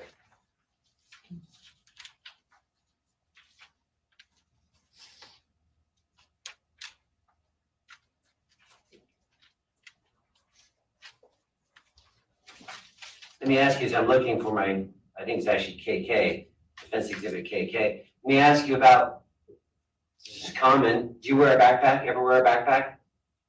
I have worn a backpack. Backpack goes on the back, right? It does. Backpack, will it cover the sides of a person? Typically? Typically, no. It depends how big the straps are. And then when you're talking about the residue on clothing, you testified on cross with the residue on clothing, right? Yes. And let's just use this example, when a bullet hits clothing, nothing interfering, I think your testimony was it's going to leave residue, right? Well, a bullet leaves residue as well as the gases leaving with the barrel. So the bullet will actually have lead on it that it picks up in the barrel. And we call it bullet wipe. So when it strikes clothing, it will leave like a soot residue around the bullet hole. That's if there's no intervening object and other things, you will see that. I think all that was tested for, but you have to ask the other expert. Do you have any, in your report, in your review, was there any evidence of any bullet wipe residue on the victim's clothing? Not during my review. You guys have your KK.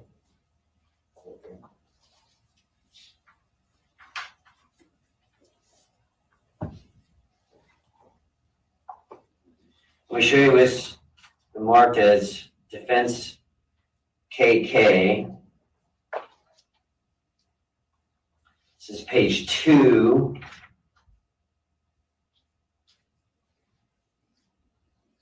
Remember testifying about that image? Yes. You have no idea about where the photographer is standing or how high or how tall the photographer is taking that photo? I don't. I'm going to show you another one. It's the same photograph the government has. It's on State or Defense Exhibit KK. Same location of the photograph. Looking at the same direction. You see that one? Yes, This one's a little bit different, right? it is. In the background, you see that box right in the middle. See that box? I do. Right, and you testified earlier, there's no evidence of any strike marks on that box, right? Not that I saw in the review of the crime scene documentation. But right behind it, you see like a horizon landscape right there? I do. Do you know what the elevation level rise is from point of photography to that spot? Do you know what that I is? believe there's a creek bed, so it's trending downward as it goes that direction, as it goes east, and the scan data supported that. I'm talking about right at the right, you see right where, this spot right there. Is that higher or lower than the box? Oh, it's higher than the box. It's higher than the box. And do you know, if you know where the victim's body is found? Roughly in that direction. Let me ask you about left-handed or right-handed. Do you know of any evidence that you reviewed that indicate any preference for a right-handed shooter or a left-handed shooter at all? In terms of the ejection pattern, No, did you review anything, any document, any piece of evidence that suggested anything about a right-handed or left-handed shooter? I can't recall. I thought I might have heard something about that, but it wasn't anything I considered. Let's talk about the ejection pattern. You talked about, we did a little demo in the well. We talked about if I had a horizontal shot straight ahead, right? My ejection pattern is going off to my right-hand side, right? Yes. Right. If I angle my gun up a little bit, the barrel changes, but what do you guys call that? The ejection port? Ejection port. I mean, it's still in the same general area, so would that significantly change my ejection pattern?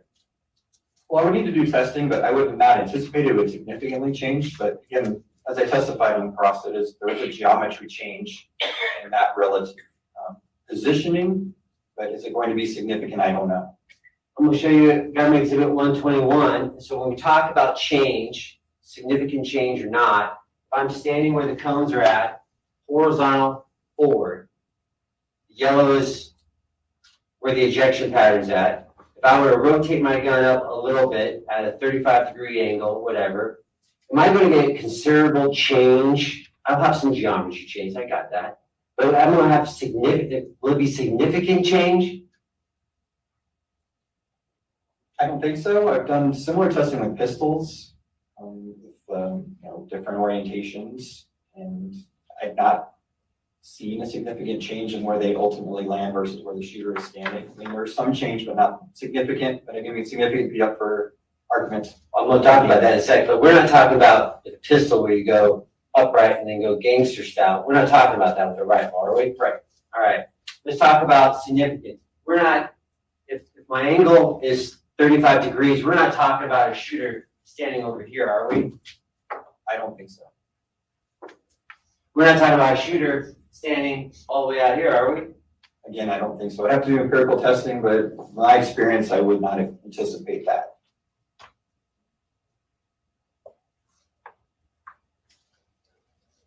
And do you know that, about the tree? What's your opinion about this tree branch in this case? Well, in terms of what? About, is this tree branch the cause of the yaw, in your opinion? There's no evidence that the tree branch was impacted by a bullet. Do you know why the sheriff's department collected the tree branch? I think it was photographed. That's probably my suggestion. I saw it in the photographs and it's like, well, that might be a bullet defect. I knew there was an potentially unstable bullet in play here. And I was looking for intermediate objects, and that was one photo of something that could have been an intermediate object. So it was collected and tested. And that, do you remember when that was, when you requested the Santa Cruz County Sheriff's Department to collect that? Not off the top of my head, probably slightly before they did their recovery. I can check my. Can you just check? Yeah, right for me.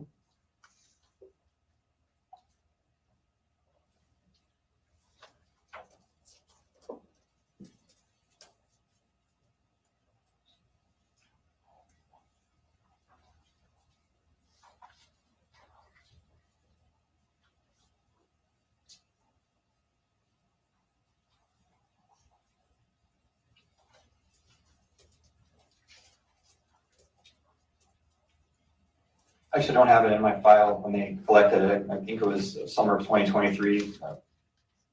Right after, I think I visited and did the test fire. The summer of 2023. Yes. The incident happened January 30th of 2023. So months later, right? Yes. You saw in a photograph a broken tree branch. Yes. And you requested recovery of that tree branch. I did. Let's talk about, can we talk about clustering? We talked about that rifle being in a set position shooting, right? Yes, And even in a set position shooting, it still had some variation when it hit the target 115 yards away. with the bullet impact or the cartridges? Bullet impact, that's right, thank you, bullet impact. Yeah, the bullet impact there is some variation with that particular style. And again, it wasn't the preferred method of stand that I would normally use. So there was a little bit of variability there, but I got as best I could with accuracy. And that stands kind of like I always think like a vice grip, grips that gun in place. Right, Doesn't gyrate, move. correct. And guns like that, they have a kick, right? They have a recoil, right? There's a recoil. Right, and human factors play, and you shoot guns, right? I do. There's always a recoil factor with a shooter, right? There is.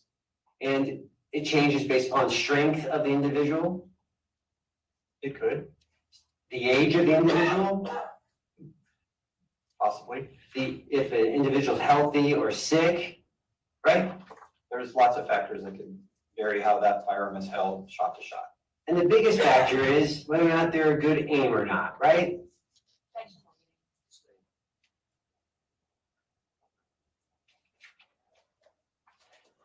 Does a shooter's precision ability impact clustering? How good a shot there, you mean? Yeah, how good? It can. You testified that you've seen officers who qualify. When I say qualify, you know what I'm referring to? I do. Explain to the jury what qualification means for a law enforcement officer.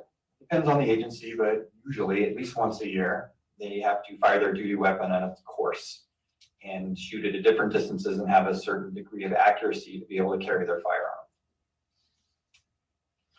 And so they have to hit a target and cluster that target, right? Yes. And to be a law enforcement officer, you gotta be pretty good, right? To qualify. Yes. And you testified on cross that even with that kind of skill set, they still miss their target even at close ranges. Absolutely.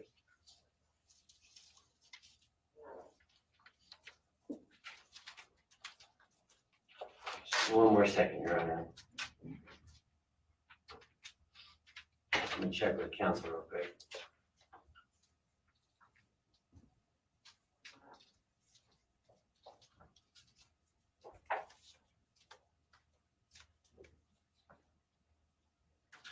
You testified that no bullet, no projectile was found, right? That I know of. And do you know what efforts the Santa Cruz County Sheriff's Department went to try to locate the projectile, the bullet? No.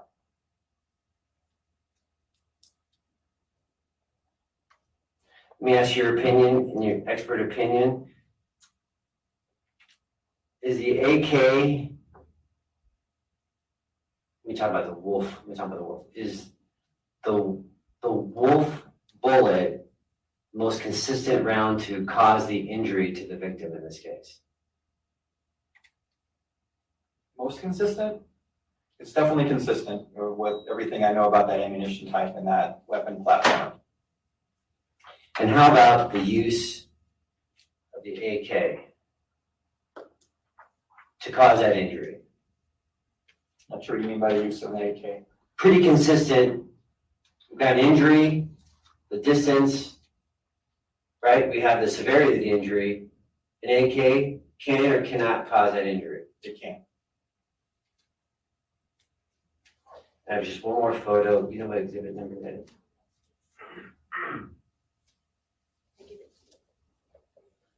You gave me the photo.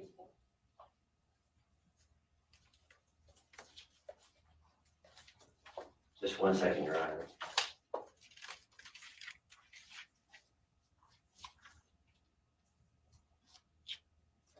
And I have the picture. Okay. I'm going to show you, is it either A through M? It's one that A through M. I'm going to show you, can you put up something I'll identify it? Put it up.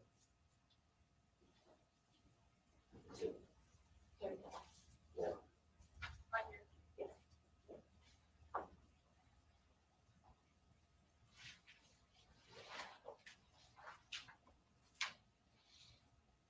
This is one of the pictures in 35, State Exhibit 35. Do you see where the victim's body is located, Rick? I do. You put a little circle around the victim's body. Have you seen this photo before? I think so, yes. Yeah, and what's in the background? Can you tell? Mesquite tree. And further behind that? Appears to be lights. Do you know what's behind, do you know what the lights are coming from? Based on, I think the orientation, that's the house. That's the house. No more questions, Your Honor. Thank you, Mr. Jetty. Ladies and gentlemen, the jury, any questions from the jurors? Okay.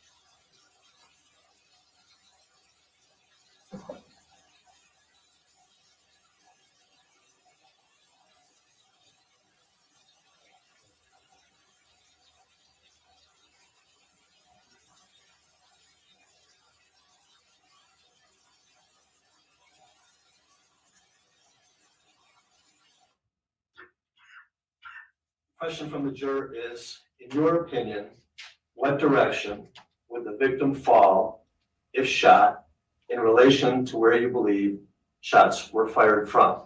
Face up, face down, or face up? If you know. It's a good question. It's really hard to evaluate that. I've seen many videos of firearms incidents and people fall in a variety of ways. They usually fall in the direction, the momentum that they're traveling in because they're focused on other things. But even if they're twisting at the time, they could spin all the way around because they already started that twisting motion. Not that the bullet's twisting them around, it's just that they've started that action. And also there's some nervous reactions that happen, like involuntary jumps and things that occur. So it's really hard to evaluate or predict where someone would fall after being struck, even with a high energy bullet. All right, thank you. So I'll give this question to the jurors. Counsel, let's get back on headset.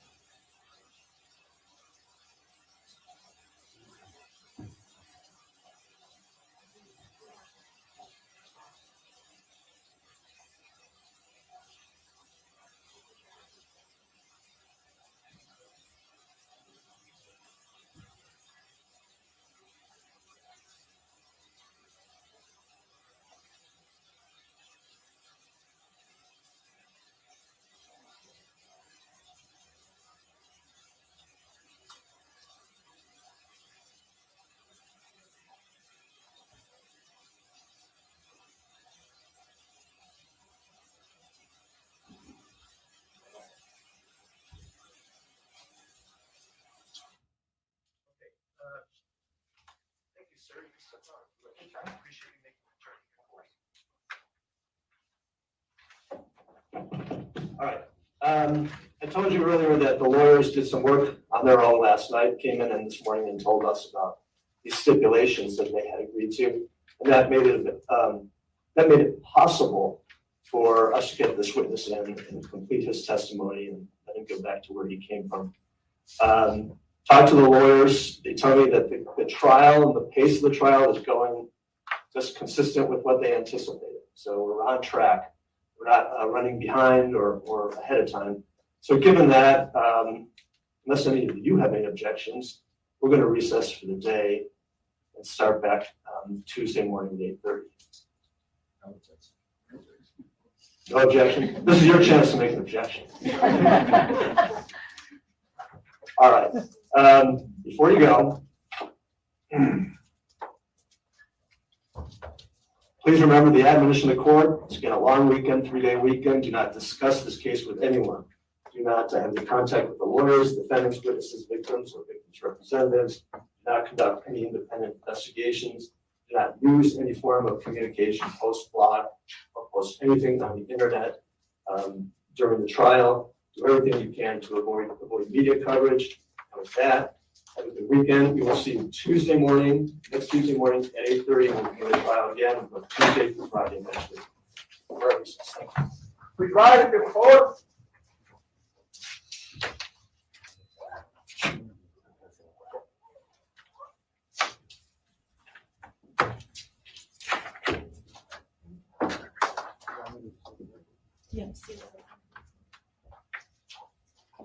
Okay, so the trial of George Kelly has recessed for this Friday afternoon.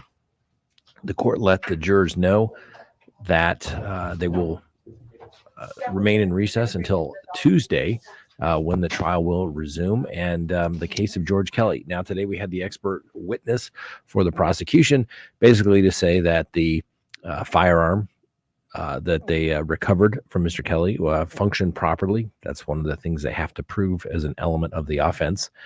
And then also, I thought it was pretty good cross-examination.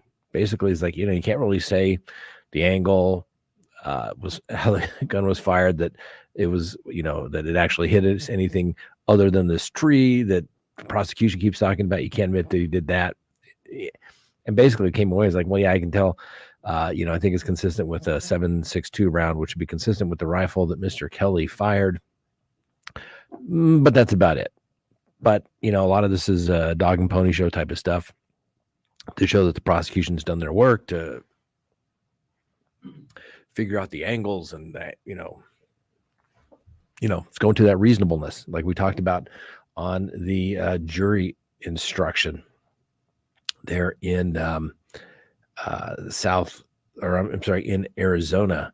It is the definition 13404 there in Arizona.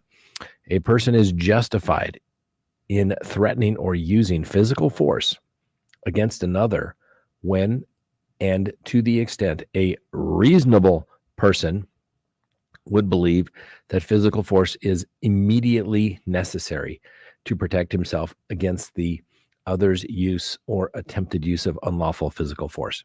So that is the big issue for Mr. Kelly's case. This is not a slam dunk for Mr. Kelly. The jury could reasonably say, hey, totally reasonable.